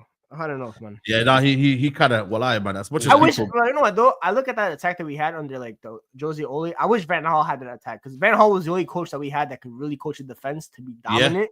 Because we didn't concede under Van Gaal, but we couldn't score either. So it was like obviously negated. But he didn't have the level of attackers under the year they had with Martial, basically. But he never had a Pogba. He never had a Lukaku as a goal scorer. Like he had a Wash Van Persie, a Wash Falcao. And we finished 5th, really. Like when you really think about it, we finished 5th with a team that couldn't score goals. So if he would have given one more year, I don't know who would have signed. He had like Paddy McNair in the team and Tyler Blackett. Do you know what I mean? Yeah. Madness. His team and we finished 5th with that team, and it was a new system, a new team, and I'll always give Van Gaal this. Obviously, at the time, I wanted him out, but I was a kid; I didn't know better. When you really think of it right now, this is the only guy that actually did a real rebuild, and he wasn't that far. I mean, we're doing a rebuild right now, and look where we are. We're sitting 12th. He still finished 5th, and he actually got rid of a lot of old guys. Nani was gone that year. Falcao left on loan. Di Maria. Chicharito, he actually got rid of a lot of the old heads. He pissed me off. Yeah. He ruined Di Maria though. Yeah, Di Maria was a massive mistake. You know what I'm saying? Like he's the only one. We could have had a prime Di Maria. That's the one guy I wish made that. No. Prime and he came and he played well as well. His first 6 months. Di Maria, Pogba, Zlatan. Now I have to watch Julian. I've had enough. The level of talent, bro. I swear down, bro. Like it's actually scary, bro. Like. You know, when you look at like even like if I was to pull up the 2017-18 squad here, Man United, like that defense was so shit though. Yeah, that's the problem always. I'm not really 2018-19. I think that's probably the best squad. 18-19, the one that finished 6th. Is it? No. Yeah, 18-19 finished 6th. Did it finish 6th? 18-19, yeah. Not 17-18 finished 2nd. Oh, so yeah, 17-18. That's what I don't want to check. Yeah, let me check the 17. Yeah, but that was the season De Gea saved, wasn't it? Do you know what I mean? De was the madness that year. Center backs, Bayern Smalling, bro. That shit was so. Well, what was mad was getting rid of Smalling and bringing in Maguire. If we'd have just kept Smalling would have done the same job Maguire's done for the last couple of years. Wasn't the opinion? Ricky was a guy, man. He was telling us how Ricky went viral. Maguire's a better center back than Smalling. I'll always stand by that. Yeah, on the ball, but defending, not really anything different. Smalling is a bit of a squad. It's not an 80 million difference. Anyway. One got sold for like what, 5 million? Yeah. That wasn't the variance between them. Valencia's better than Dalot. Damian's probably better than Still doing it now. Still doing it now. Chris Smalling there. Daily Blind, obviously, he shouldn't have left. Blind, still doing it now. Blind would be amazing for us right now. Phil Jones, Luke Shaw, Lindelof, Bailly. Yeah, the defense was a bit dead, I can't lie. But every time I see Victor Lindelof, I get tired. Michael Carrick. Blind would stuck for us right now. Could do with Michael Carrick right now. Ash Young did a job. Fellaini, listen. Fellaini at striker right now. Too much disrespect. Oh my days, right now. Fellaini at striker right now. Juan Mata, you know what I mean? Didn't reuse him in the right system. And Herrera was good. Matic was good. Paul Pogba. Listen, you lot know with Jesse Lingard, Scott McTominay, Angel Gomez. Look how much talent we had in that squad. But the thing is, look at the attacking line. That's where it was, man. Like, how do we fail with this attacking line? Sanchez, Lukaku, Martial, Rashford. How do we fail with this attacking line, bro? That front four is probably better than any striker we have right now. Bro, that front four is better. That front four would be top 20 in the league right now. What about for us right now? That's the crazy part. What about 21-22? When I tell you United are cursed, Bro, we failed with that level of attack. I've never seen a What team. about 21-22? Is that That good? squad is ass. I'll always that squad is ass. Yeah, but still, you're looking at players Sancho, Cavani, Ronaldo. Yeah. That squad just made no Greenwood. sense. Hey, We should have That squad signed. was- I'll be honest with you. Should have never signed Ronaldo. Should have never done it. Yeah, that was a Ronaldo. big mistake. Ronaldo or Big, Hoyland? big mistake, man. Ronaldo. I was taking Ronaldo all day. Stop it. And you know what, Saeed? Inside Old Trafford, it was a bit special having Ronaldo back. Do you know what I mean? It Yeah, you know was what, though? something Well, I beautiful. don't care. I think any version of Ronaldo until he retires is better than Rasmus Højlund. Just Yeah. because he'll actually Yeah, any his movement- version, bro. Any just his version. movement alone, just because he has Any elite body version, movement, bro. because at this point, Højlund can't even trap a ball. Like, there's no point in him. Like, he can't trap a ball. He can't move. He doesn't want to shoot anymore. Like, what's the point? Well, that is what's the point, man? It's crazy, man. It is Ronaldo's shocking. 40 as well, by the way, in 1 month. Sorry, In 1 no, month is 3 days. a couple of days. Yeah, sorry, a couple of days. It's the end of an era, man. Neymar's gonna be 33. You know, it's better, man. Not getting on now, man. Like, you know, We're back. 33 is not old, and that's what's sad about it. No, I don't know. no. Footballer. Little 6 month loan in Santos, and we're back in Europe next year. Don't calm, bro. Calm. Now. Back in Europe. Nah, Hey. chill out. Neymar. Yeah, he did sign 6 months. Yeah, he did. But I just feel like his body's broken, man. No, it's what you were saying earlier, Griggs. It's mileage on the clock, innit? Do you know what I mean? He's been playing football for a long time. Yeah, but he's still got like the since technical 15, ability to 16. make it. That's To be fair, he didn't play any football in the last 2 years. Like, Yeah. actually, Neymar since Neymar the World Cup ended, apparently he's played only 4 games. Or 7 Neymar would games, always I be feel. good. Now, it's close to his sister now. He's good. Yeah, I thought we were gonna win the league at this point, man. This game here, man. This and Leeds game. I thought That's we how win I the know. league, man. That's how I know I was like too in love with United at that point, because I believe we could win the league when that team was nowhere near good enough to win. the league. Yeah, I was just, Ah, bro. no. I was in I was the just vibe, too bro. gassed. I'm like, yo, we have good players. We have a nice little attack. Our defense was still ass. Our midfield was still ass, but I just believed anyway. We struggled low key against Newcastle that day. Yeah, we Until did. he They scored. actually were cooking us, bro. Yeah, and we got a fluke goal. I'll be honest, right before halftime, Yeah. and I think they made it 1-1, and then eventually Ronaldo scored again. Yeah, Forgot Ronaldo who scored played again. him Yeah, before. yeah. This is crazy, bro. I swear down, bro. Like that. Yeah, that 5-0 was. Oh my days, that was low, man. Were you I there? thought, Were you man. there, Saeed? Yeah, man. Did I you did a leave vlog. early or did you stay the full I think time? that's the last time. I think that's the last time I've done a match day vlog. I don't know if I've done a vlog after. You know what I mean? Like, bro, I swear down, bro. Yeah, that was That paying vlog that. killed me, man. You know what I mean? But that Ronaldo vlog was the best vlog I've ever did. That Ronaldo homecoming vlog. Newcastle. Yeah, Newcastle. Go That check game is it the I remember reason saying why I'll dancing never with the say I flag, regret the bro, that's how I Ronaldo remember. move is that day. Because that day I felt 7 years old again. That's the only reason why. Yeah, that's what you did. You felt 7 years old, bro. Yeah. No one at that point was like, "Yo, like Ronaldo." That pre-Ronaldo agenda where everyone was like, "Oh, Ronaldo might not be the guy, man." That before that was life was good, man. You know what I mean? Ronaldo was back, and then after that, when the reality kicked in of, yeah, Ronaldo might not be the guy in terms of the big games and in terms of the moment. But then again, he got a little light 18 goals that season. You know what I mean? Like. Yeah, but you know what it is, Said. I'll never It's forget. He 15. had 19. He had 18, and I swear, like Hey, 3 hat tricks. he had 3 hat-tricks, he had yeah, I know, two I know. hat-tricks and 2 braces. He I started swear. off well. He started off well, though. He started off well. He got like 3 Just and 4. there's a lot of games where he blanked, so he scored a lot of them in bunches, and I couldn't Yeah. stand this guy. I wanted him out so bad. Like I got hyped when the first signed him, and then I just couldn't stand it, bro. Like it's Do a good you thing remember I that- wasn't on YouTube at that time. Everyone would have hated me. You guys think I hated Casemiro? You should have seen me talking about Ronaldo that year. I Oh, couldn't I can't stand do him, it. bro. I thought he was getting Remember that away game with against it. Atalanta?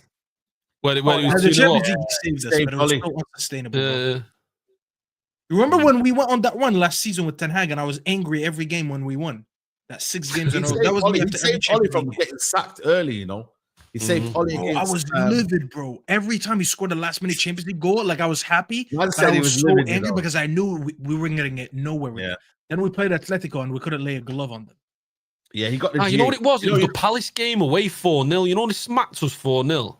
That there, and we didn't sack him after that. You know, under Ten Hag? Oh, I thought you were talking about Oli. Yeah. No, I thought you were talking about Ten Hag in his last When did- season. Yeah, no, I know what you're talking about. The Oli one was the Watford one. And I just knew he was Watford I'll one, never yeah, forget Watford that day. half time. Maguire getting sending off. I knew he was going to sack that day. I just had a feeling. It was my first day in my new apartment. I was sitting on the floor. I had no furniture. So I was building furniture while but I was building my furniture on the floor, and I remember every time you bought no furniture, but you bought TV. Because I had a TV when I moved. Yeah, when you move into an apartment, it's the first thing you buy the TV, side. Come on, you did that before. I was just buy a TV. The TV like when I moved, I had TV up on the floor while you build the furniture. No, Said, when I moved, sofa and the bed. No, but here's the thing, so you're when I building moved, your I stuff had in a bedroom. silence. I only had a bedroom. I didn't have a living room. So I was building furniture that day. You know what I'm saying? So I'm sitting on the floor building my new furniture. I think I was putting a coffee table together or something. And it's just we were getting smacked, bro. We were getting destroyed. Yeah, say no more. Okay. Yeah. No. You know what I mean? People say Bro said you bought a TV before you bought furniture. Yeah, you get the TV first, because then you can watch shit while you're building shit. Do you know what I mean? You watch the TV while you build your furniture. IKEA, you know what I'm saying? Yeah.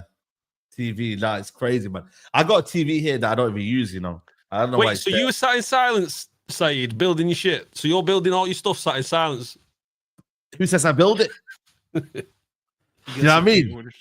But nah, pre-ordered, you know what I mean? I got, you know what I'm saying? Okay. No IKEA stuff. Like, the only thing I didn't build was my couch, obviously. That's it. Everything else, I just bought a coffee table, to be fair. I bought one of these coffee tables, man. Do you know what I mean? That I don't use. You know what I mean? So it's one of them where, for me, it's crazy, bro. Like, for us, like, right now, like, it's one of them, innit? You just gotta keep it moving, innit? Like, bro, I remember let me tell you this. When I got my couch, I got a sectional. So they delivered it in multiple parts. So one part arrived after the other by like a month or whatever. And I just remember them delivering it. And I was watching a United game. I can't remember who. It was a midweek game. Yeah. And then the guy delivering it, he comes in and he sees me watching the game. So I'm sitting on half a couch and they're delivering the other half. He sees me watching United and United were losing. I can't remember who. And then he goes, "They're losing again?" Wow. I was like, "You're a United fan." He's like, "Yeah, man, we're struggling." I was like, "Yep, we're losing again." Bro, I had beef with the Iranian guy, man, in the old gaff, bro, in Stockport. Oh, man. yeah, you almost kicked bro. out. That was crazy game, bro. Because obviously we won last minute? We won. I think it was that Chelsea game we lost. I think last minute. Remember Cole Palmer, and the guy's telling me, calm down, bro. Do you know what I mean? So he just basically he banged on my door without really. You know what the people that bang on your door and they just go away and it's like, you know, they go back to their like, bro, like, give it a quick bang. Yeah, he just went bang, bang, bang, bang, bang. He said, yo, God. I said, bro, you just come into the gaff, bro. Like, who are you to get that? You don't have no flipping what do you call it? Like you can't say nothing. You gotta respect others first, and then as slowly you get to know everyone else, then you can start calling the shots. You can't call the shots where you just come into the gap. And the woman, she had kids, yeah, and she would never say nothing. You feel me? She knew. But this brother here started banging, and then when I went up to him, he didn't have the same energy. You feel me? And I remember that time I had a walking stick. Ready, yo. Yeah, I mean, ready for like, yo, what's going on? Is that when you did your foot? When you had when I had my foot, when I had my foot, bro. And then when he actually seen Wagwan, then he was like, oh, I said, bro, God. Luckily, I was moving. Yeah, I mean, it got so bad, that I lost my keys. I started blaming on my man. I said, yo, have you got my keys, bro? Do you know what I mean? He was like, no, I don't have your keys. Next thing you know, he was under my couch, I think it was. You know what I mean? Like, that's how much I was onto my man, bro.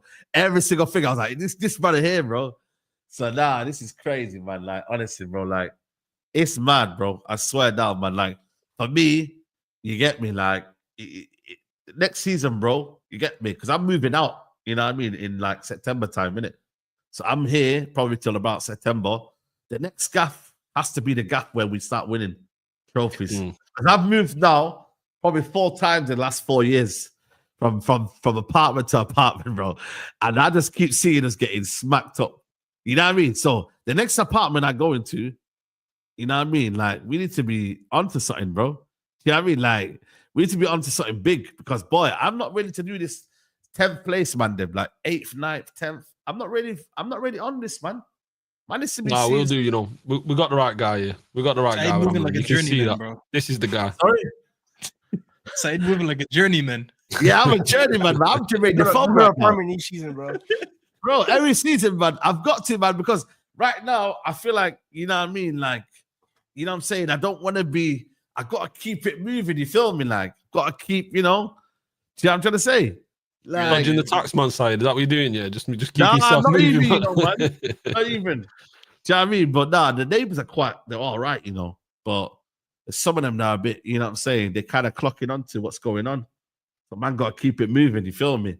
But Saeed is listen, the streets are saying Saeed is changing apartments more than Mourinho changing clubs in the last 2 years. bro, it's mad, bro. But the thing is, Mourinho never really stayed at his gaff, you know. He stayed in the hotel. You know what I mean? Remember, Mourinho, he stayed in the he stayed in an £800 a night Salford Lowry, bro.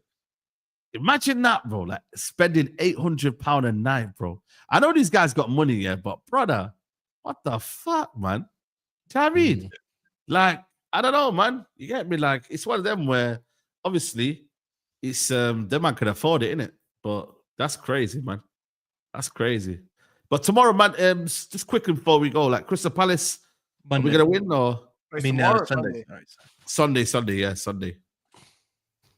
Are we gonna win? Hopefully. They don't have Eze, so I don't know how much should we fear them.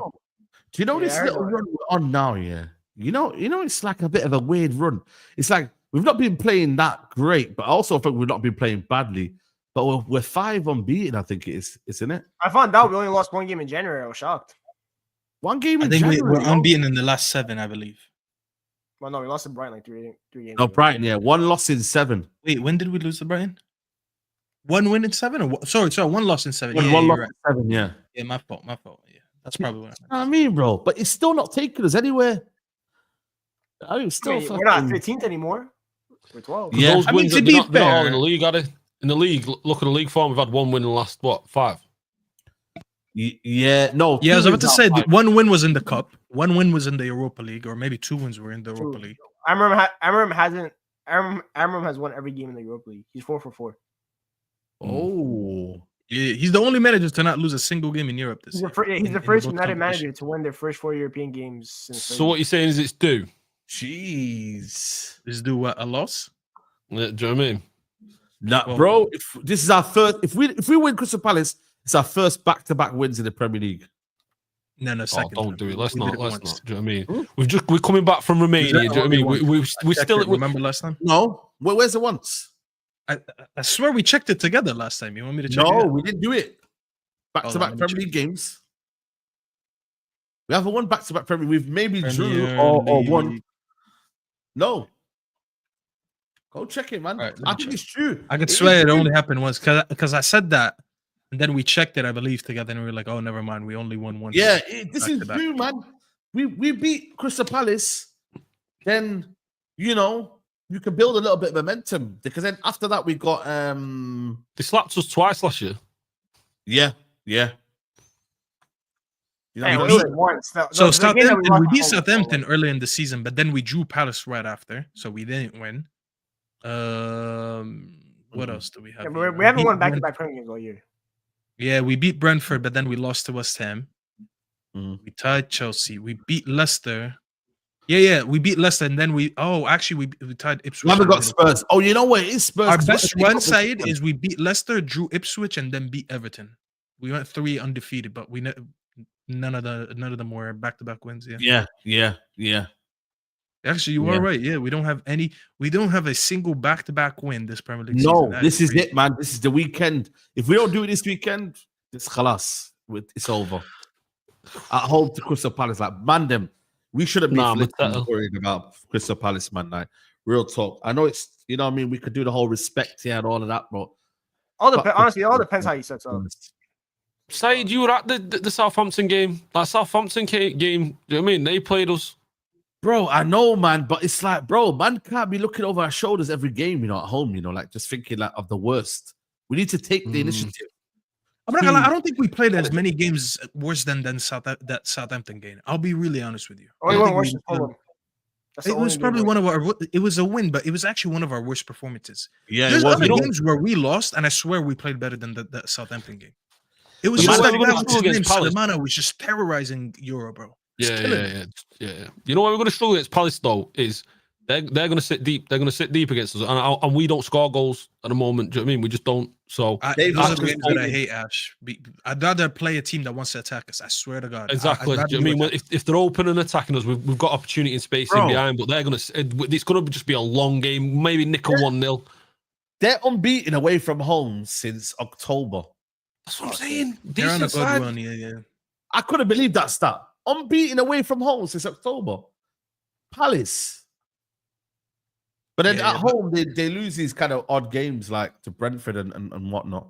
Obviously, there's a couple of draws in there, but like and they have got a physical back three with Richards and Lacroix and Gahey, and we've got you know what I'm saying to you. So, end of the day, without Eze though, I do feel a little bit more confident. But it's about us scoring the goals and just taking in sting out of the game. If we go 2-0 up, first, I don't know. But then again, have you seen this record about our goals in the first half of games? It's actually we only scored like 12 times, I believe. 12 times. That's crazy. Yeah, so they've had a week to prepare for us as well. We didn't score. They've not played any midweek game, have they?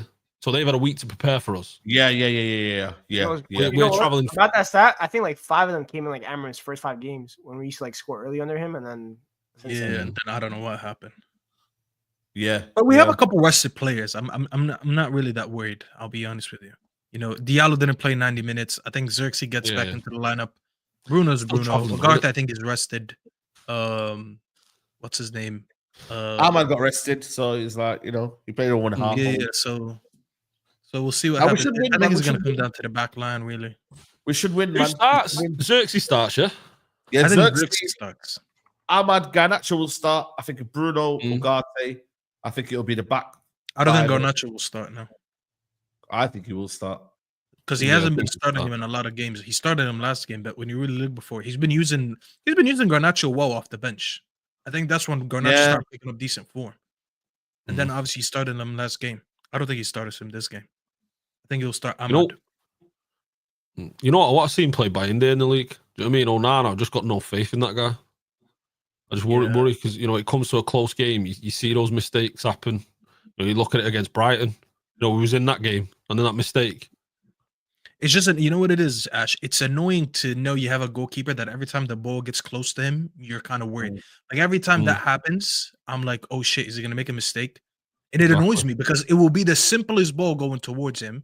And I'm like, fuck, is he going to fuck up here? And I don't like that. But yeah, I mean, Bayern is not done bad, has he? He's been solid. Like he's been comfortable. He's not made any big mistakes. I mean, his kicking's horrendous, but actually stopping a ball and coming for corners and what's the difference between him and Onana? Onana just kicks it into the pitch where we don't keep it anyway. So he goes long, and then the backline takes it, and Bender just kicks it out. Either way, we lose the ball. I'm gonna lose the ball anyways. At least give me the goalkeeper that I'm not gonna lie, he's not making a lot of mistakes. Bender, let's be honest, he made that one howler against Spurs, and that's it. He's never really done anything else. So we were a little bit harsh on him. The thing is, do you remember the Euros though for Turkey? Like he made that big howler there. Ever since he did that, I've kind of seen those little mistakes. You remember that? Yeah, like the past. But going to the game again, I'm excited to see Mainu in the 10. See Mainu in the 10. I want to see Mainu in the 10 again. I want to see how he looks against Premier League opposition. Yeah. I think what's going to be interesting is that we're setting up against a back 3.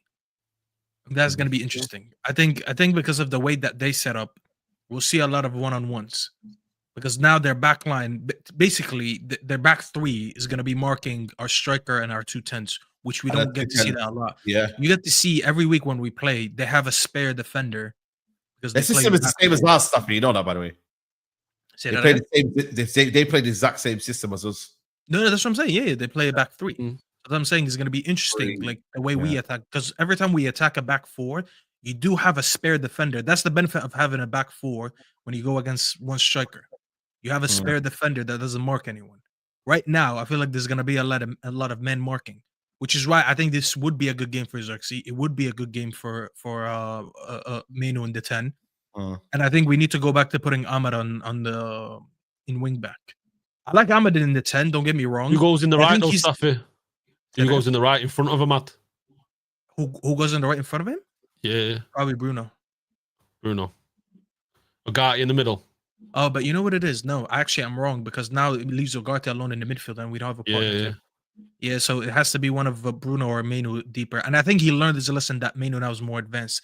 So probably Bruno's playing there, which actually Said might be right now. Palace's midfield. Say that again. That's too weak against Palace's midfield because they got Ugarte, Bruno. Well, they got Lerma and Hughes. And Wharton as well. Wharton's injured. He's injured. Yeah, he's been out for time now. He had a groin surgery. I don't know if Sheik Decore still gets minutes for them. So no, he's injured too. Decore's out. Will Hughes and Lerma in midfield. It's Lerma and Hughes. That's a dead midfield. Okay, he's got way more legs than Bruno Ugarte. That's the thing. Oh, get Collier in there. Collier with it's Munoz. We got to watch out for Munoz, yeah. And we got to watch out for Mateta. That's my worry. Last time, I just want Menu to play. I just want to put if Ahmad's right wing back, I just want Menu to play where Ahmad is because just do 1-2. Yeah, that'll be class. No, my worry is what's his name, Mateta, because the last time we played an oversized striker, it was a Meridium in the Europa League, and I'm not gonna lie, he killed De Ligt that day. The way he did. Yeah, but that doesn't really fill me with that much confidence either. I'll be honest with you. When we play, Mateta's gonna cook. Mateta's a good striker. Bro, listen. No disrespect. I saw, what's his name, Maguire last week. What was it in the Europa League when he got shoved by the defender and he allowed the last minute goal? Trust me, bro. I don't trust anyone against Mateta. You know, that's the one thing that worries me because we are so bad in the air. Like, it's actually ridiculous how bad in the air we are. Yeah, we've been doing well though in set pieces. That's such a small team, bro. It actually embarrassed me. I feel embarrassed to look at how tall our team is. Well, I remember when Martinez scored and they were celebrating, I saw a bunch of midgets on the pitch. And I was like, bro, what is this? We used to have real men on the pitch. What is this? I have a bunch of 5'9" players running, celebrating a goal together. No. We need some height, bro. Mateta's going to kill us, bro. Oh, my God. You know what? We're not terrible in height. You got Maguire and you got De Ligt, but it's positionally wise, both of them are terrible when balls are coming to the box. Like Maguire himself, you know, and De Ligt the same. It's just like the amount of times there's a yard or two between them and attackers. Like you saw that against Brighton. You see that often against Nottingham Forest, Milenkovic near post. Do you know what I mean? It's too easy for attackers. But going back to what Griggs was saying, though, seeing that Menu, Xerxes, Ahmad, that little link up there, that trio, if they could build some kind of chemistry, there's something that could get going there between them two. I like the idea of that. I feel like that these goals there, this a bit of decent play, a little bit of hold up in the final third there between those three. Yo, can Dorgu play on Sunday? Since he's there, he'll be at the stadium anyway, man. Just have him suit up. Dorgu, yeah. Please, bro. I'm not trying to apparently coming tomorrow. Yeah, apparently be in Manchester tomorrow, so he'll probably be in the stadium. Yeah, shoot him up, man. Yeah. United win tomorrow. We go to 32 points. 8 points to the 40-point mark. And then obviously Fulham are playing Newcastle. They're on 33.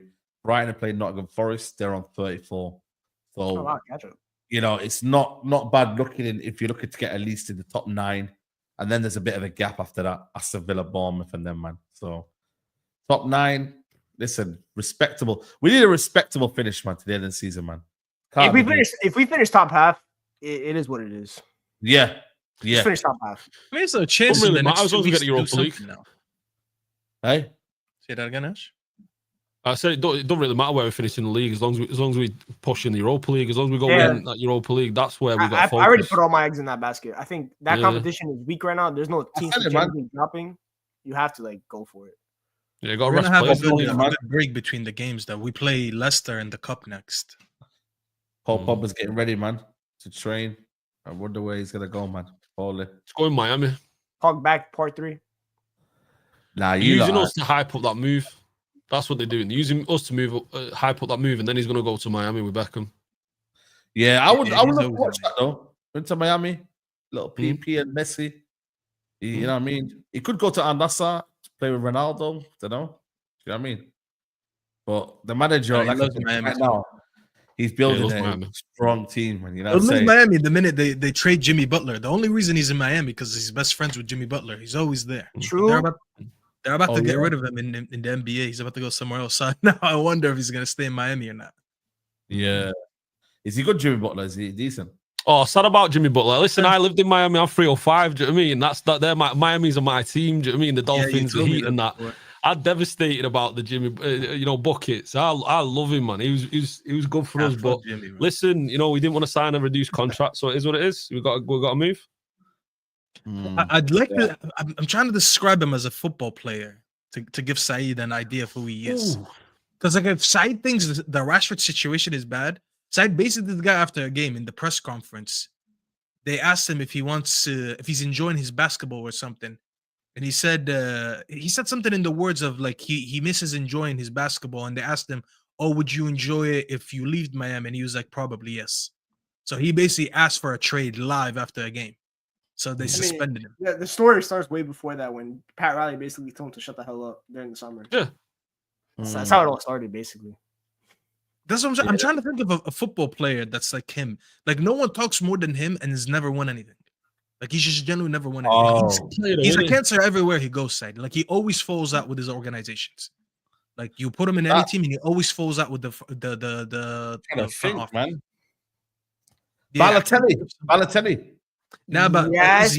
Poor better numbers than Balotelli. He's better than he did take his team to the finals a few times. Hey man, Balotelli took his team to Euro final. Yeah. They're saying Bruno.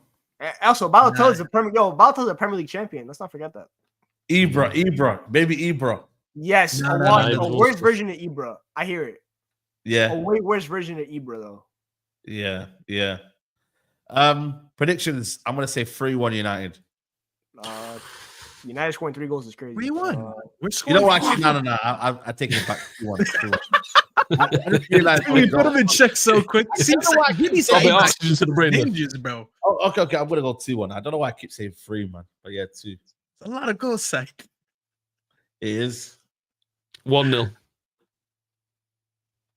I mean, I'm gonna copy go 2-1, but you know what? 1-0 is always reasonable with United because we actually defend low key well, and we just don't create a lot of goals. So we should just stay out. I'll go 1-0. Yeah, 1-0. Let's hope this United team can do something, man. Big up to everyone, man. It was a sick show, nearly 3 hours. I don't know why that was 3 hours. That was meant to be a 1-hour show. Because we ended up talking about mad shit that had nothing to do with the game. Yeah, no. I swear down, man. This has just been vibes, man. So you lot have been hitting the like, but let's see how many likes we're on right now. You get me? Because we've been going on for a long time. 835. We'll take that. We'll take that one. Griggs, man, what you saying, I got that shit to 1K. What you mean 835? 3 hours and we can't hit 1K. What is this? Yeah, 1K, man. 1K. We got a bunch of Hoylands in the chat, man. Nothing you can do about it. Yeah. Come on. We got Griggs, man. What are you saying? Nah, thanks for having me, bro. It's always a pleasure. I don't really have anything too much to like post right now, but I'll probably post maybe obviously match reaction on Sunday. Griggs hype. Just leave it like that. Just say Griggs hype. Griggs hype though. Yeah, I'm gonna go watch this Neymar presentation, man. This is looking cold. I can't lie. My goat's back home, man. Yeah, can't lie. It's crying and that, man. It's bad. Staffy, what you saying, bro? No, big up, man. I saw you guys live, and I was wrapping up work, and I was like, you know what, bro? Let me just get the link, because why not? But yeah, big up, guys. Listen, the channel is always on the bottom here, even though I forgot to post it this time, but right here. Yeah. Staffy_TV. Get us to 7K, so go subscribe right now. And yeah, man, I didn't put out any content today, but I put content out the last couple of days. I'll probably put something out tomorrow. Maybe I'll do a watch along. Maybe I'll do a United stream. Maybe I'll do a Royal Rumble stream tomorrow. I don't know, man. I've been thinking about this one. I was like, should I do a Royal Rumble watch along? You know, so John Cena's last ever Royal Rumble, my goat, man. Yeah. Listen, bro. Forget the tears about United, bro. The tears about John Cena tomorrow are gonna be different. You know, we need to get Saeed into WWE low-key. Imagine Saeed doing a Royal Rumble watch. Saeed, were you never into WWE back in the day with like Stone Cold and Rock and that? But then I fell out of love, innit? Fell out of love, man. Same. Yeah. I'll be honest, I'll only start watching it again over like the last. Should we do a watch along then? Royal Rumble watch along. Because you know what it is, Saeed. So John Cena's gonna retire this year. He announced it. So he's gonna start his final run. It starts tomorrow. So he's gonna be in that Royal Rumble for the final time. Let's do it. What time does it start? Is it a reasonable time? 11. It starts 11 your time, actually. It's a bit late for you. No, 11's not too bad. We can do that. No, but it's a long. That's at it 11. lasts I for don't like know when the 3-4 men hours. were Said. Yeah, 4 hour in it. It's gonna be 3-4 hours. It's a long one. 3-4 hours, yeah.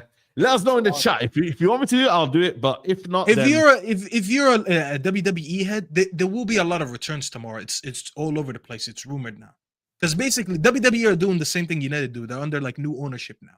Vince is no Is it on longer Netflix? there. It's gonna be on Netflix. So the dictator is gone now. It's gonna be on Netflix or Peacock. Is it on Netflix or Peacock? It's on both. It's on both. Oh, it's on both. Let me see It's on some big Netflix, sport, man. Yeah, so if you have Netflix, you can watch on Netflix. But I'm This just is saying, on- there's I gonna think be a in the lot of UK, throwback. in the UK, it's definitely on Netflix for sure. Mm. So like the Undertaker is gonna be there tomorrow. Kurt Angle is gonna be there tomorrow. So if Kurt you're one of Angle. the old heads, Nah, they there's a lot of keep people- going with these throwbacks. The old boys, come on, they got to move on, man. they're not gonna wrestle. No, they're not gonna wrestle. About They're just gonna be 60. at the event. So they're gonna be there. Okay. You know.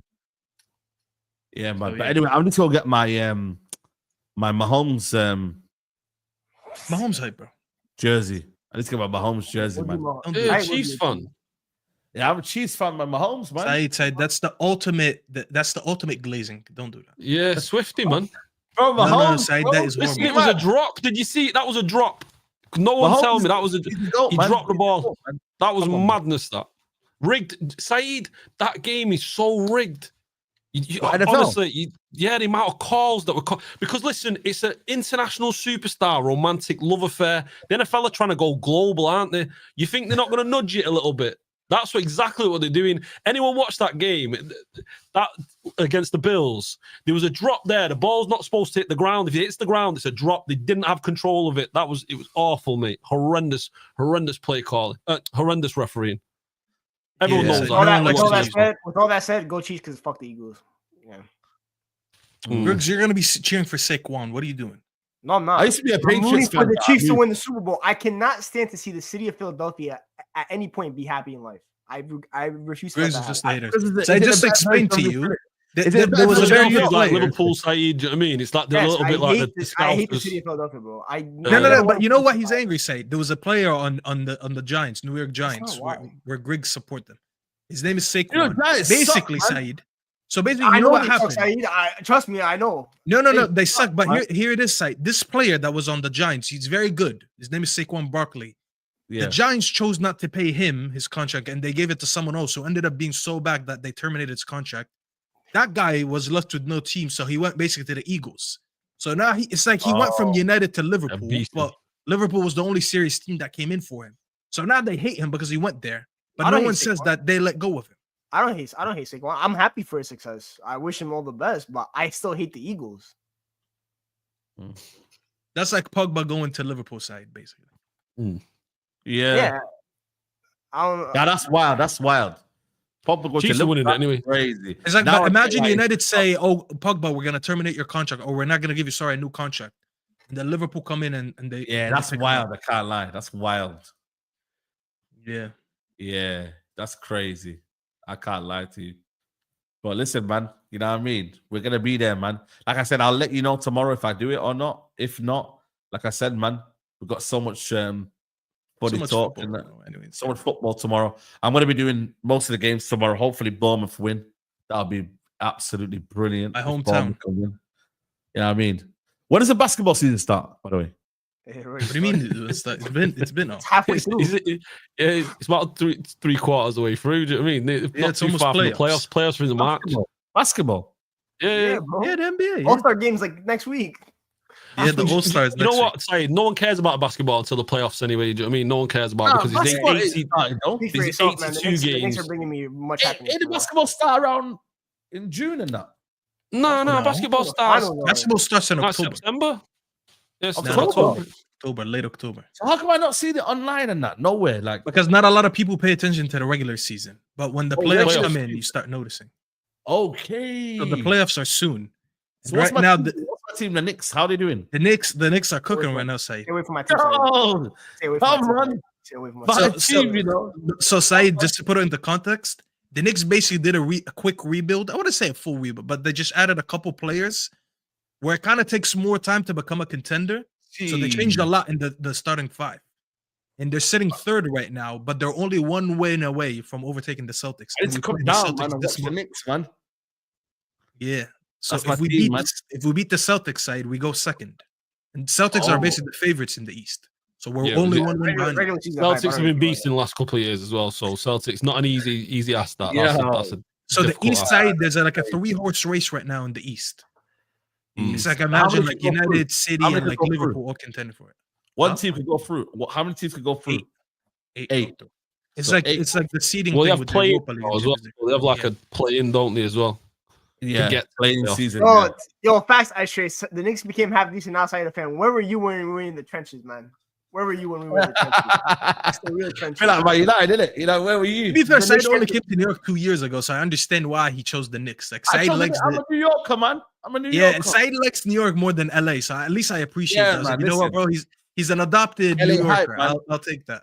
I'll take that. We'll adopt you. Man, listen, I love LA, yeah, but the thing is, LA, man, it's like New York's like New York. You feel me? Like there's a vibe about LA. it. Yeah, there's a LA's. Don't get me wrong. It's like chill vibe. Like it's a chill vibe.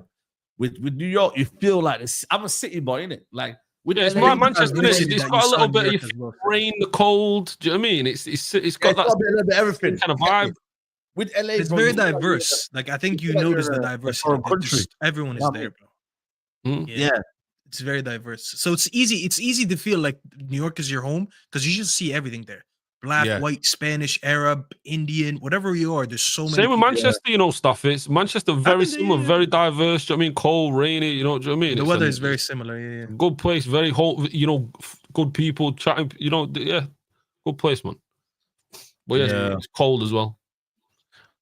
Yeah, Side playoff watch along. We'll wait for that. Yeah, we'll do that. We'll do that, man. That's what I'm saying. You know what I mean? So Griggs can't be on it though. He'll curse too much. He'll get your channel canceled. Yeah, I'll get you long. I can't do watch long for Nick. Yeah, man. All right, can I go? Because I'm coaching in the morning. I got to be up at 7. Yeah. Listen, we're gonna go. Ash, love, man. Always, man.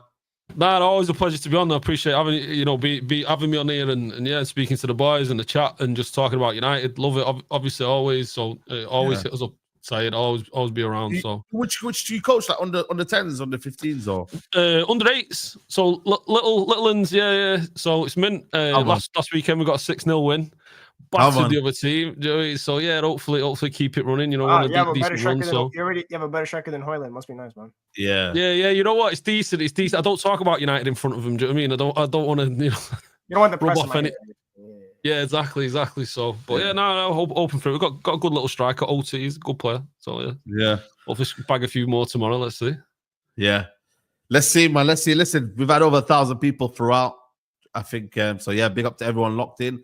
We're gonna redirect to Flawless, man. He's live right now. When is he not live? Shout out to Flawless always. You get me? Go raid his chat. Just write Bomba, on Steam Bomba, just to get him excited in it, right? You know what I mean? So everyone. Yeah, confuse him. That's what I'm doing to all of them now. I did it to Lewis. I did it to bad people. Just write on Steam Bomba. On Steam Bomba. Let's see if the chat, you know what I mean, if they say anything there. Take care, guys. Peace.